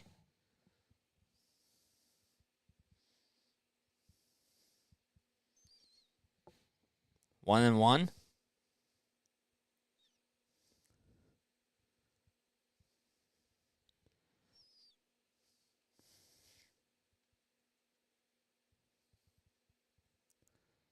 And the pitch. Inside and low.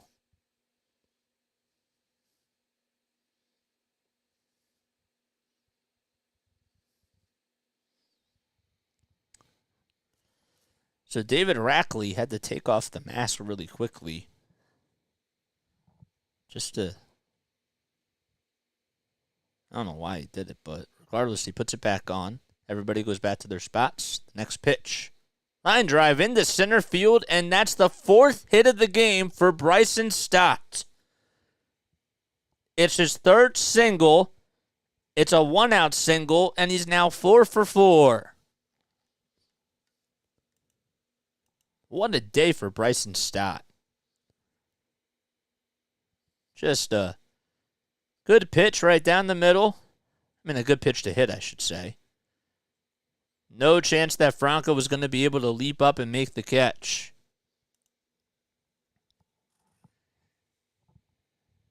Here's Bohm. Takes it way inside for ball 1.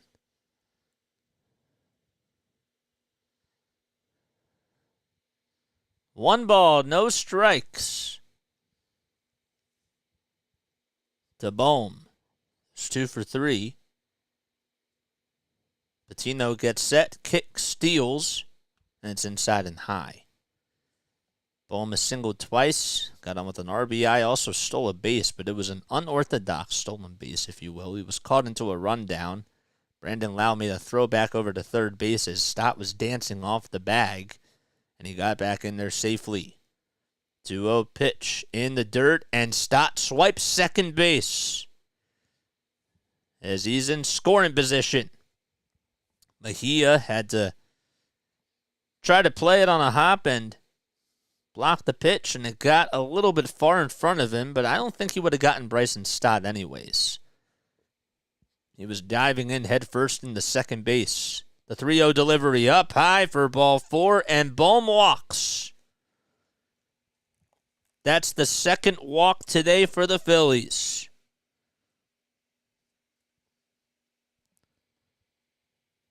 Phillies were at plus 110 tonight when it came to the money line. And the Rays were at minus 130. The current odds for the Phillies are at minus 450. And the Rays have a plus 310 odds.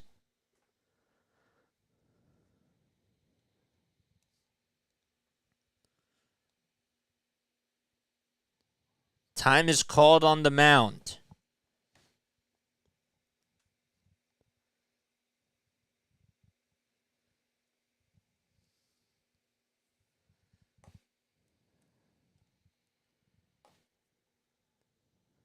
James Jeffers says, listening to you and watching Summer League on silent. What a beautiful time to be alive.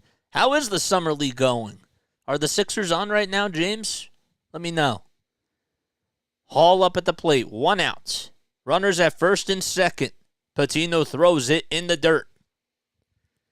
And Hall holds his horses. Hall singled, walked, and drove in a run. That was to tie the game back in the 3rd inning. 1 ball, no strikes. Patino kick steals.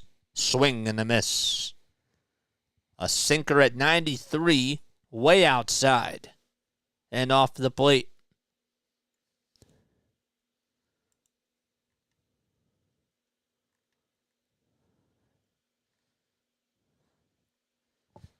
The 1-1 pitch, ground ball, pulled over to the first base side, bobbled by the second baseman, and Lau has to just throw it over to first, and it's in time. It probably could have been a 4-6-3 double play, but Lau just bobbled it, and he just gets the easy out. That puts runners at second and third. Phillies are on a 10-game road winning streak. Marsh due up at the plate.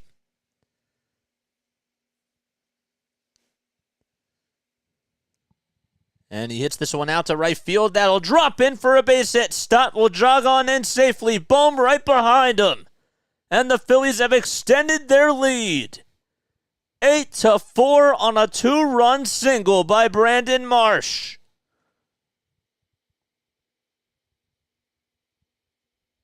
A good piece of hitting. It didn't necessarily jam him inside, but when you take a look at the replay, he got the barrel on it, but he didn't necessarily look to try to crush the baseball, just made really solid contact. And the Phillies have an 8-4 lead in Tampa Bay. Schwarber up. So Marsh, with the first pitch, it's thrown to Schwarber, and the throw over the second base, not in time. Marsh gets in there safely. Just going to mention that Marsh got his first hit of the game, and the only person that doesn't have a hit now is Kyle Schwarber. Here's the 1-0. It's inside. A stolen base by Brandon Marsh.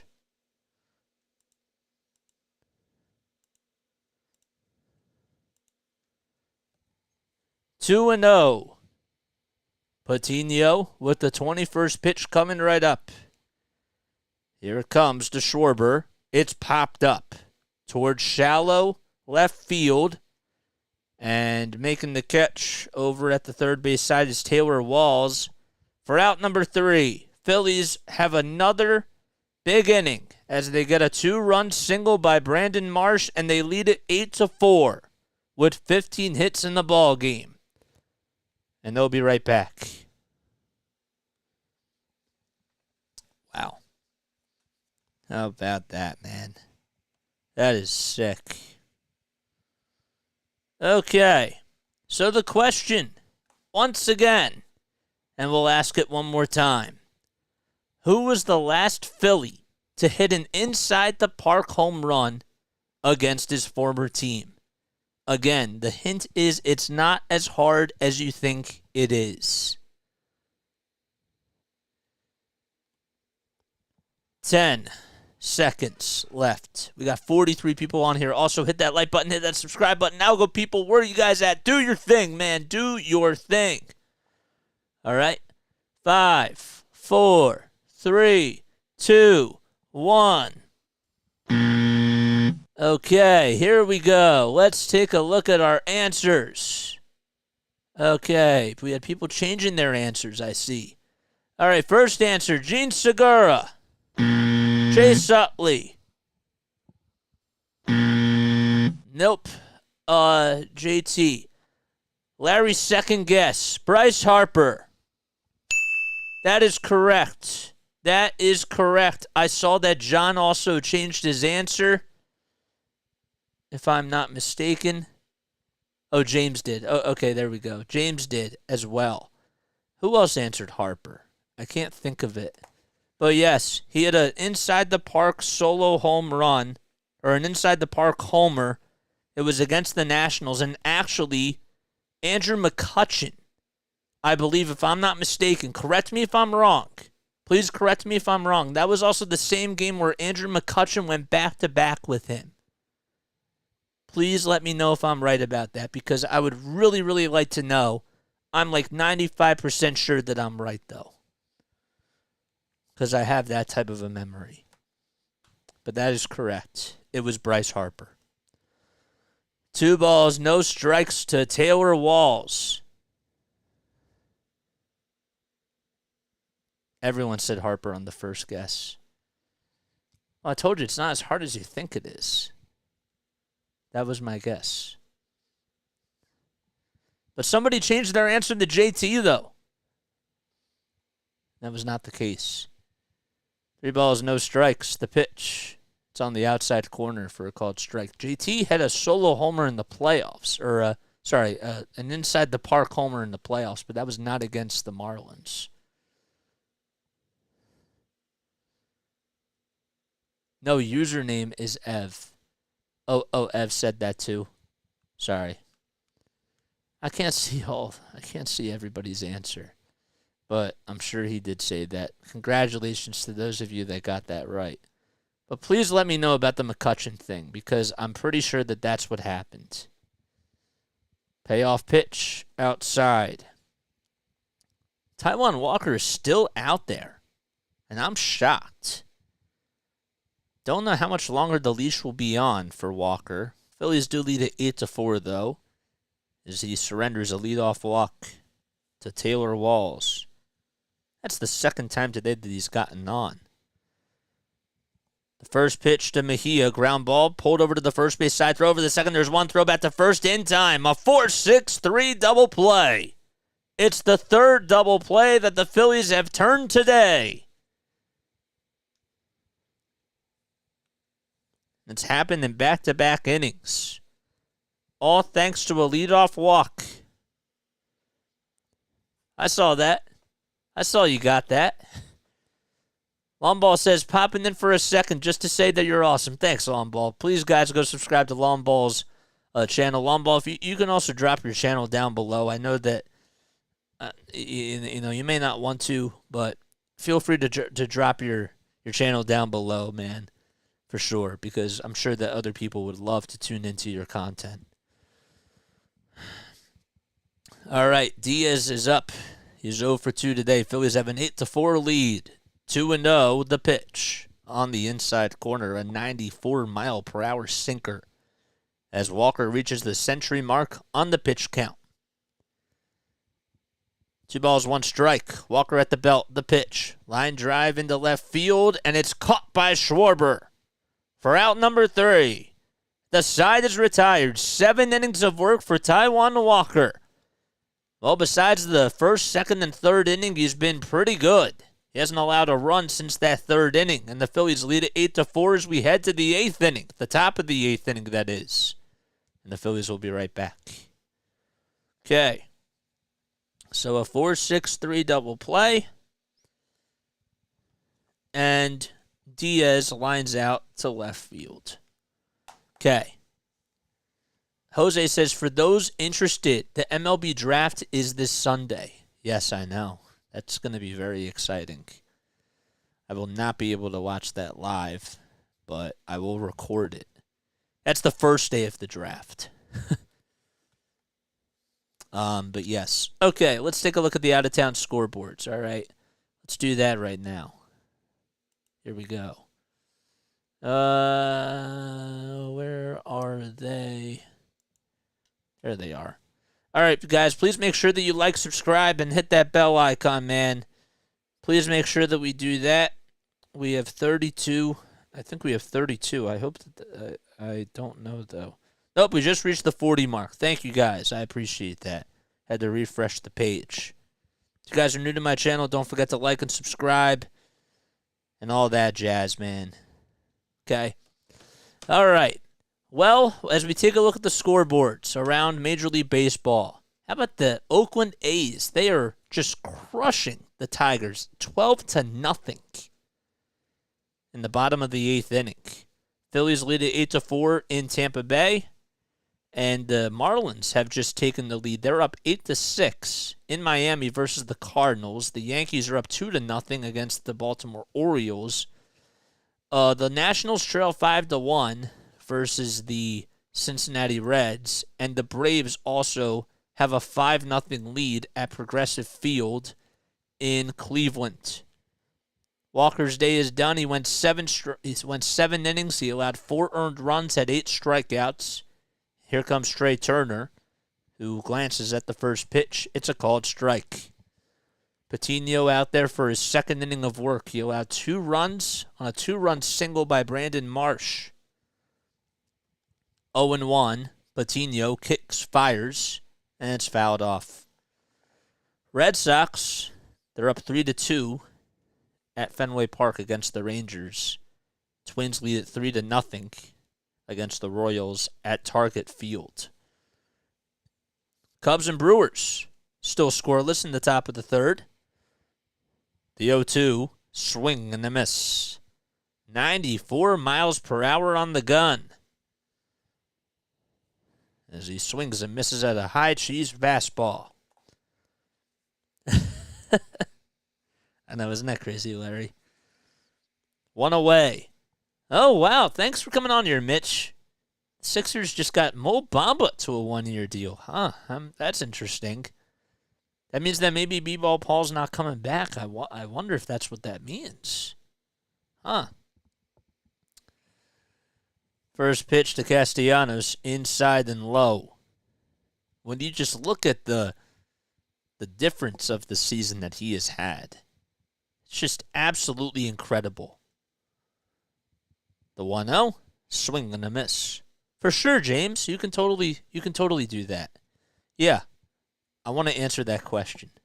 I really do. I want you to know why. 1-1, fouled back. Please do that.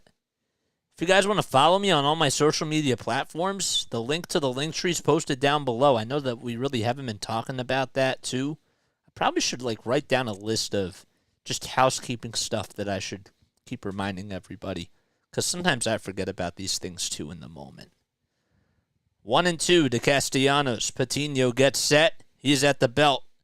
And the pitch. It's blooped out into center field. Margot dives and makes the catch. A nice athletic play by Manuel Margot as he takes away a base hit to Castellanos. And there's 2 away. Man, couldn't have asked for a better piece of hitting, but Margot just laying it all out there. Nobody on, 2 outs. Blue Jays and White Sox, they're currently in a rain delay in Chicago. It's only in the first inning. And the Angels and the Padres, they're scoreless as they just got underway. The pitch, low to Bryce Harper. Harper's batting average is at .296. Doubled, got a ground rule double today. The 1-0 delivery in the dirt and inside. Astros beat the Rockies 6-4 today. They got their 49th win of the season. 2-0. Patino fires to home plate, and it's fouled off by Harper.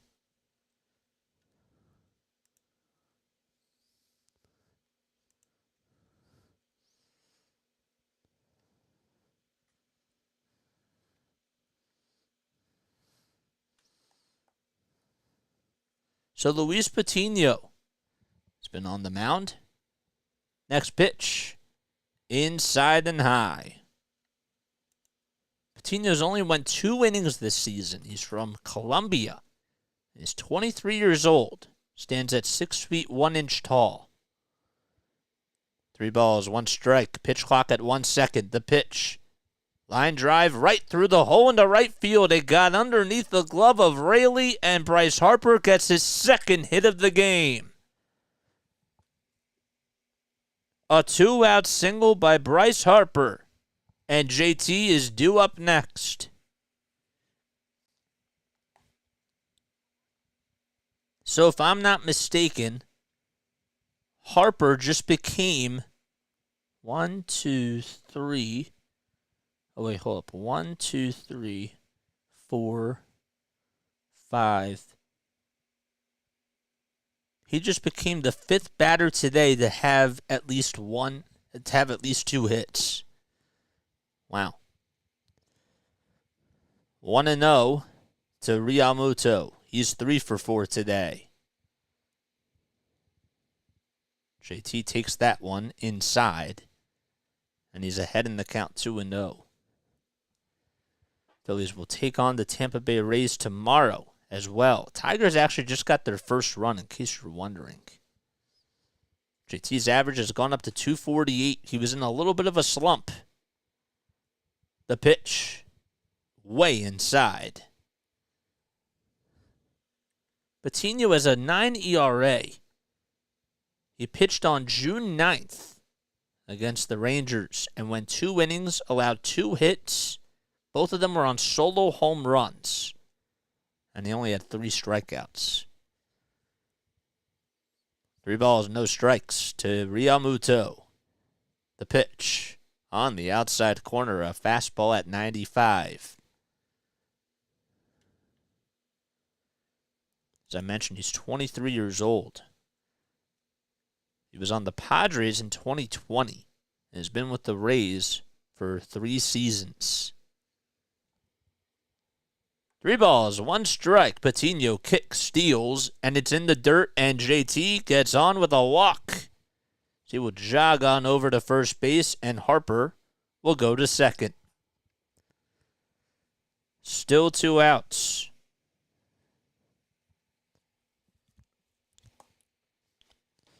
So Bryson Stott due up next. He's the only guy that's had 4 hits today.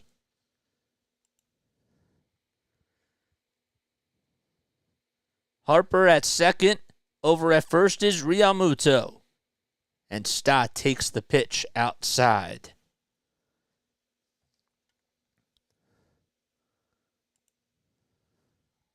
Phillies will have Christopher Sanchez going tomorrow. And as of yet, the Rays have not made the decision on who their starter is going to be. The pitch. Fastball right down Broad Street. Taken all the way for a called strike.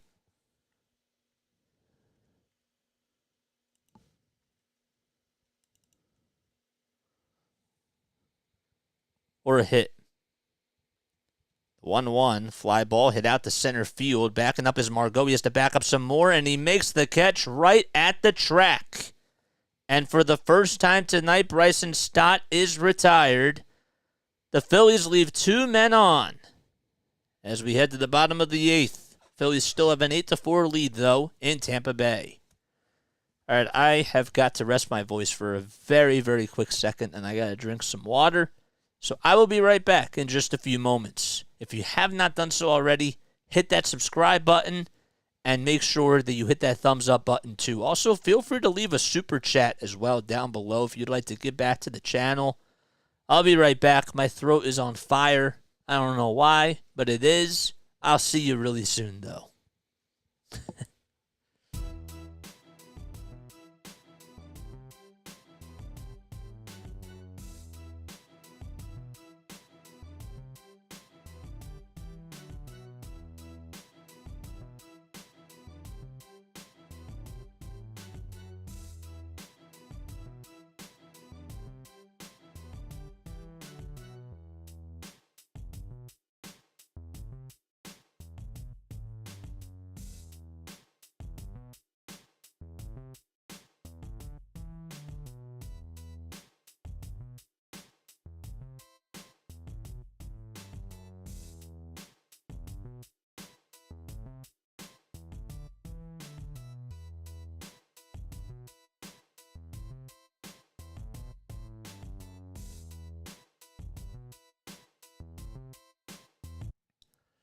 Okay, here we go. Hi, guys. Hope all is well. One more sip.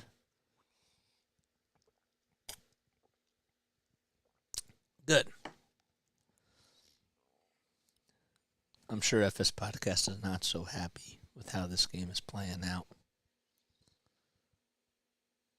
But we'll definitely talk about it. We got 50 people on here. That is awesome.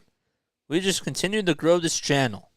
And we continue to do some really awesome things. Hit that like button. Hit that subscribe button. Algo people, do your thing, man. Phillies will play a day-night doubleheader on Saturday, July 15th. First game will be at 1:05 p.m. They're taking on the San Diego Padres that day. And they also play at 7:05. That will be the second game. A scheduled day-night doubleheader. Here's Wander Franco, who fouls the first pitch off. He's batting on the right side of the plate. Gregory Soto, the left-handed pitcher, is out there on the hill. In 36 games, he's gone 31 innings with a 4.31 ERA.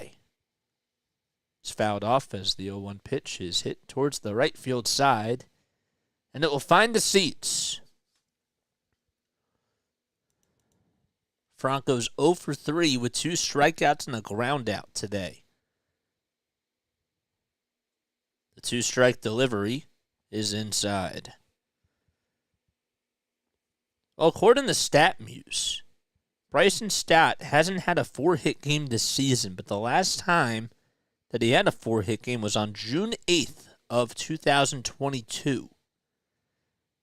The 1-2, it's long foul by Franco. Ended up going 4 for 4 that day. He had 3 runs scored. That was against the Brewers. He had a double and a home run and 2 RBI. The pitch. Line drive into right field, and it drops in for a hit. And Franco continues to have just an incredible season as he gets on with another base hit. It's his first hit of the game, though.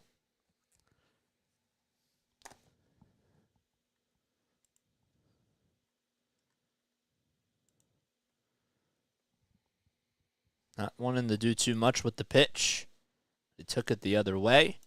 That's his 93rd hit of the season. Luke Raley due up.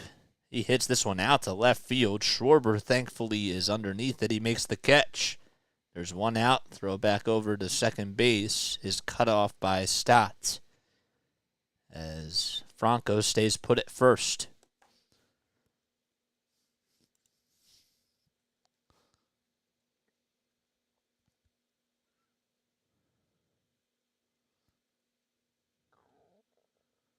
Franco has had a 5-game RBI streak, but that streak could probably end tonight. The pitch to Arozarena is at the knees on the inside corner for a called strike. Randy is 1 for 3 today, and he just towers this one out to left field, but it's a foul ball. Rays are 57-31 on the season. They have a 34-11 record at home. No balls, 2 strikes. The next pitch, it's fouled back.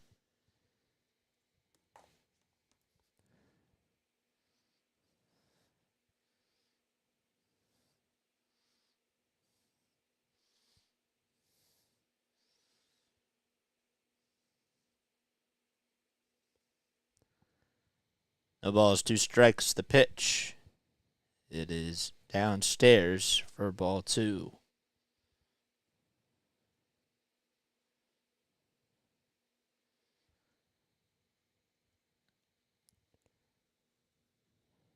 The 1-2 upstairs by Gregory Soto.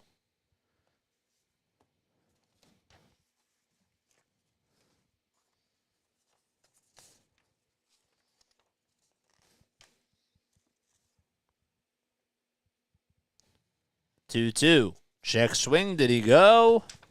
It's a foul ball. Just fouled off.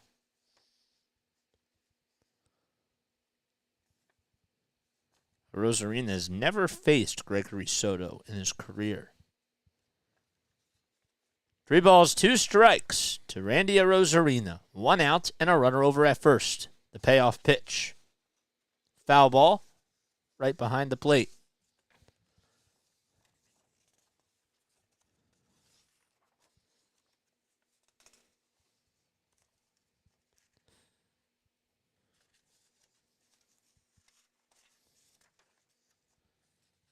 Three balls, 2 strikes.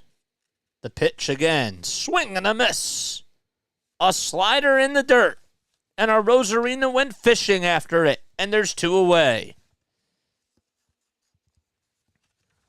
What a pitch thrown by Gregory Soto. He decides to go with the...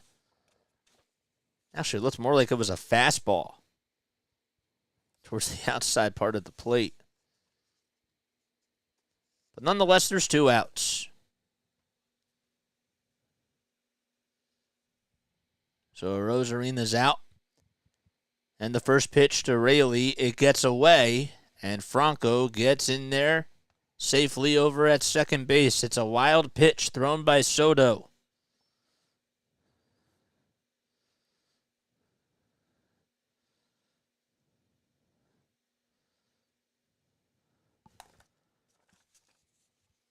Lowe, or Brandon Lau, that is up at the plate.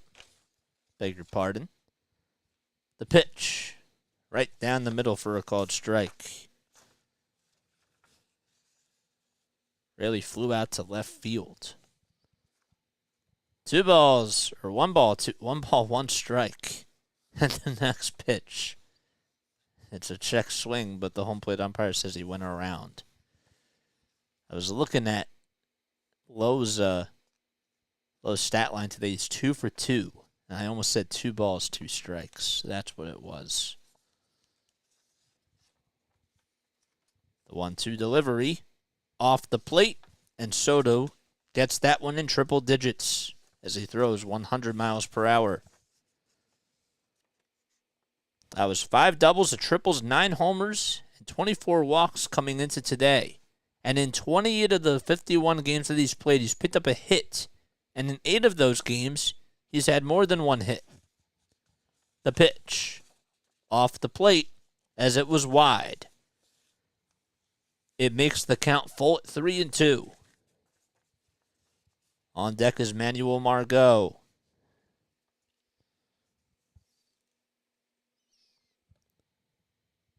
Payoff pitch popped up.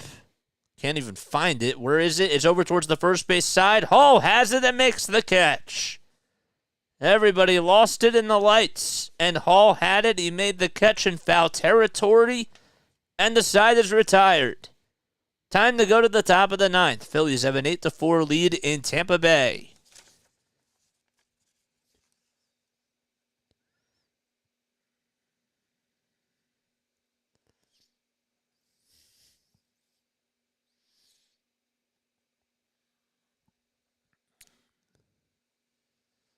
Okay.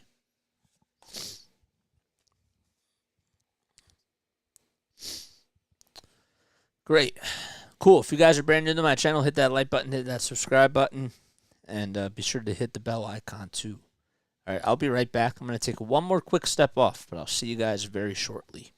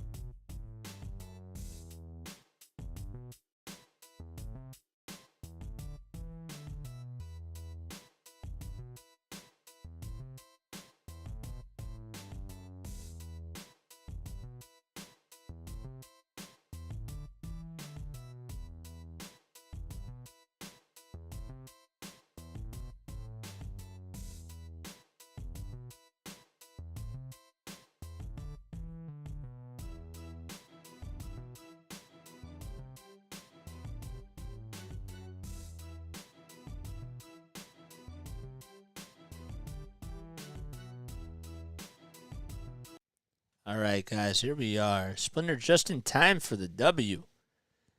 It's not over. Got to play all 27 outs, man. It's looking good so far, but I'm just telling you, you got to play all 27 outs. Yes, sir. But so far, so good. Bohm comes up. He'll lead off the top of the ninth. It'll be Bohm, Hall, and Marsh due up for the Fightins. 1-0. The pitch. Swing and a miss. Poche is out there on the mound, and he will pitch the ninth inning for Tampa Bay. Alec has singled twice. He scored a run, also had an RBI, and stole a base. The pitch. Outside and low. Colin Poche. He has a 6-2 record, a 2.32 ERA, 23 strikeouts in 31 innings of work. And Bohm laces this one out in the left field. It's a base hit for him. And it's his third hit of the game. As he gets on with a single. That's the third Philly today to have at least 3 hits in this game. Realmuto has 3 hits. Stott has 4. And Bohm has 3.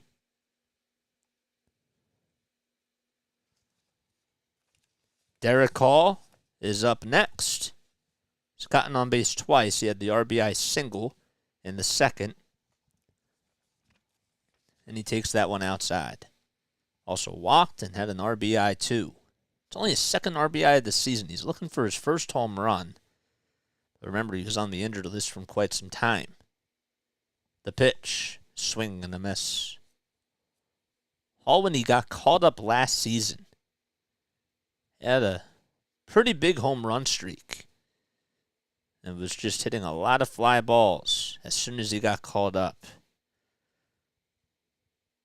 The 1-1, swing and a miss. 93 on the gun by Poche.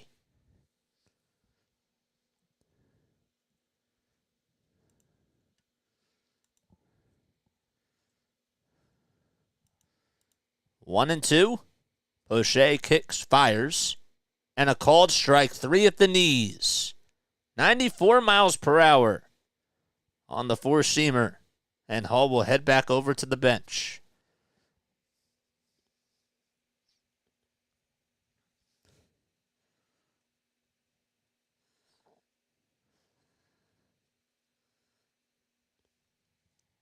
Phillies have not struck out since they actually struck out once in the 8th, but I was looking at the 6th inning.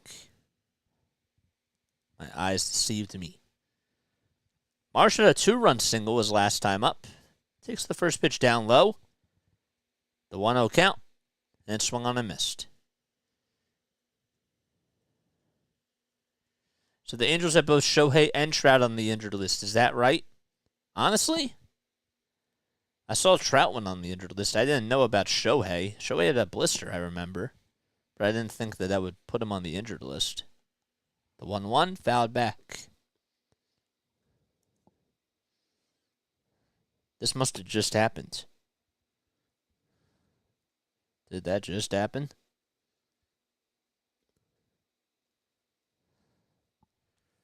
One ball, 2 strikes to Brandon Marsh. The pitch upstairs.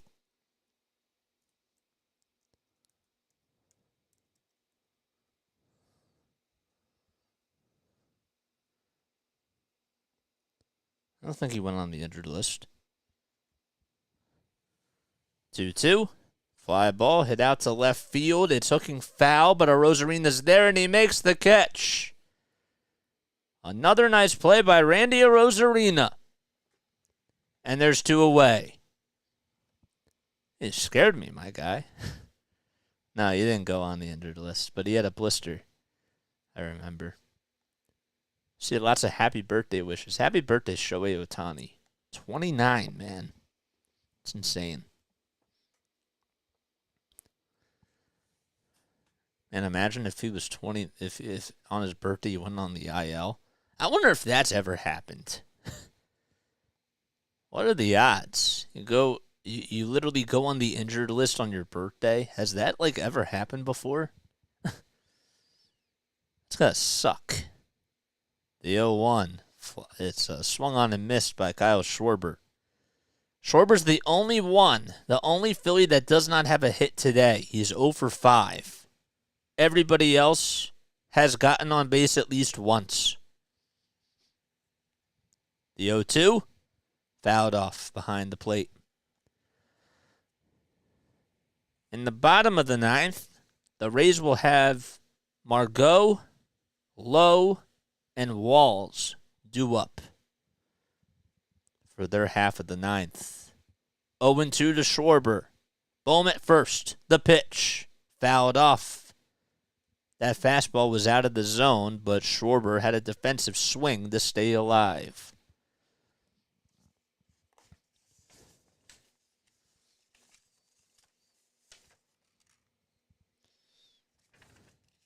The ball is 2 strikes. The next pitch to Schwarber. Swing and a miss. And that will do it. As we go to the bottom of the ninth, Phillies going to try to hang on as they will head to the bottom of the ninth inning, up 8-4 in Tampa Bay.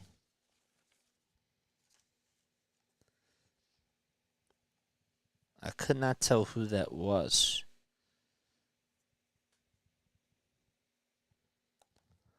Oh, boy. All right. Guys, if you're brand new to my channel, hit that like button, hit that subscribe button. Also, feel free to leave a super chat down below if you enjoy my content. I appreciate you guys all so much for being on here. Want to make sure that I have read almost everybody's comment. So there we go. I'm probably right. I hope I'm right because I try to be right all the time and give you the most accurate information that I know. That's what I try to do. But sometimes it's not so easy. It's easier said than done. I figured that would be trending on MLB News. Austin Riley just hit a solo home run. It was his 16th of the season, and the Braves now lead at 6-0. My gosh. That is crazy.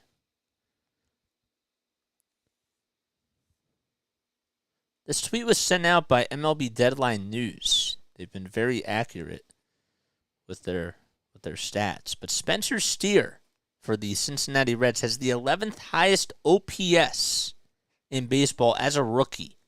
And he's still flying under the radar, according to them. He has a .292 average, 14 homers, and 51 RBI. That's insane. That's unbelievable. All right, Phillies taking on the Tampa Bay Rays. They're on a 10-game road winning streak, the Phillies. And during that winning streak, they've had 14 homers, 38 extra base hits. They're hitting .253. The starter's ERA has a 1.85 ERA, and the bullpen ERA has a 2.35 ERA. Opponents are also hitting .219 against the Phillies pitching staff during this 10-game road trip. Margot will lead things off, and Jeff Hoffman, Larry's guy, is coming out there to pitch the bottom of the ninth. Margot will be his first victim. He's 0 for 3 today, but made a nice catch out in center field to Rob Castellanos on a base hit. The pitch on the outside corner. Margot grounded into a double play. And he grounds this one over to third base. Bohm has it, throws over to first, and there's the first out of the ninth. It's the fourth ground out for him. Jeff Hoffman has pitched in 17 games. Opponents are batting .200 against him. He has 26 strikeouts and 18 and a third of an inning of work, along with a 2.95 ERA. Phillies picked him up as he was on the Rockies, and the Rockies let him go. Hoffman throws it away. It was actually off the plate for a ball. Josh Lowe 0 for 3 with 2 strikeouts and a flyout. 1-0. Hoffman fires. Fly ball out to left field. It'll drop in for a base hit as Christian Pache forgot to mention he comes into the ball game. He throws it to second base, and that's a 1-out single given up by Jeff Hoffman.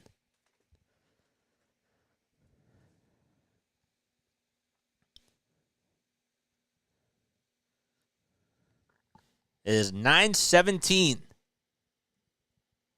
PM Eastern Time. What is up, Philly Prods? I appreciate you for coming on here, man. Means a lot. We're in the bottom of the 9th inning. 1 out. The pitch. A fastball that was a high cheeser that is swung on and missed. 98 miles per hour. Taylor Walls is 0 for 1 today, but he's reached base twice. He's walked twice, has scored a run, and has a stolen base too. The pitch on the outside corner at the chest for a called strike. Josh Lowe will go into scoring position as he just goes over to second base on the defensive indifference. 1 out and a runner over at second. Phillies lead it 8-4 in the bottom of the 9th at Tampa. The 0-2 outside. A fastball at 97.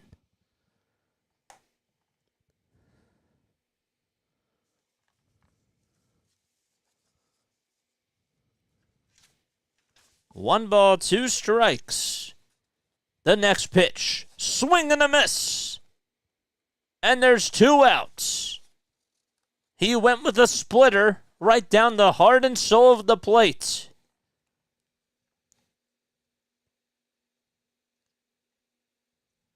And the Rays are down to their final out.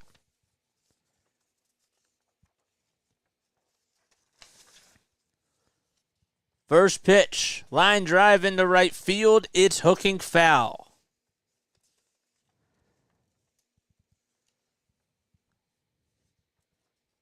Mejia has never faced Jeff Hoffman before, but he is 1 for 3 today with an RBI single, and at the time it would give the Rays a 3-2 lead. Phillies lead it 8-4 with 2 outs in the 9th. The 0-1, swing and a miss.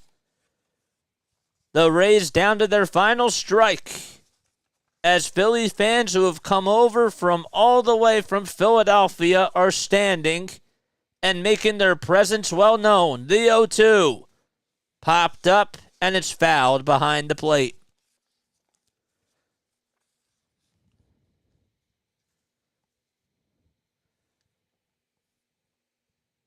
Phillies trying to extend their winning streak on the road to 11 games in a row. Hoffman looks back at second, kicks, fires, the pitch, swing and a miss. Back-to-back strikeouts. And Hoffman ends the game as the Phillies win 8-4. 11 games in a row that the Phillies have won on the road. It's their 3rd longest road winning streak in franchise history. It was a back-and-forth game at the very beginning, a game of copycat, and once Trey Turner tied the game up and Bryson Stott had the RBI single to give the Phillies a 5-4 lead, the Phillies never looked back. And they win the series against the Rays and are looking to go for the sweep tomorrow.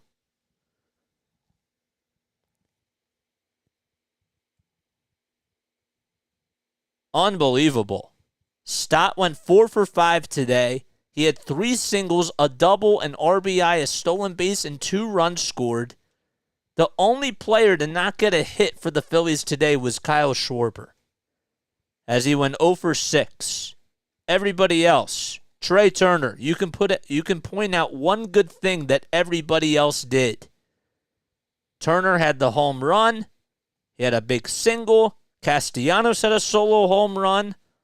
Harper had a ground rule double and also had a single too. How about JT Realmuto with an RBI single, and he got on base 4 times today. Stott we talked about. Alec Boehm with 3 singles.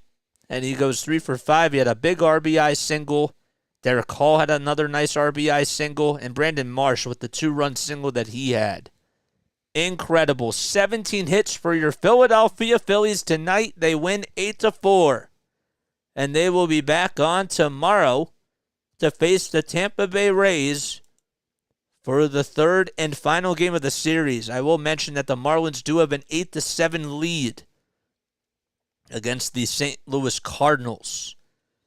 Phillies will be playing tomorrow at 6:40 p.m. Eastern Time against the Tampa Bay Rays. And that's going to wrap things up here. I'm Jason Joseph. This is Play-by-Play with JJ. One more time, hit that like button, hit that subscribe button, and come back on tomorrow night for another Philadelphia Phillies game as they will be wrapping up the series in Tampa Bay and then head off to Miami for a 3-game set right before the All-Star break. All right, love you guys so much. Lila Tov, and I'll catch you all tomorrow night. Peace.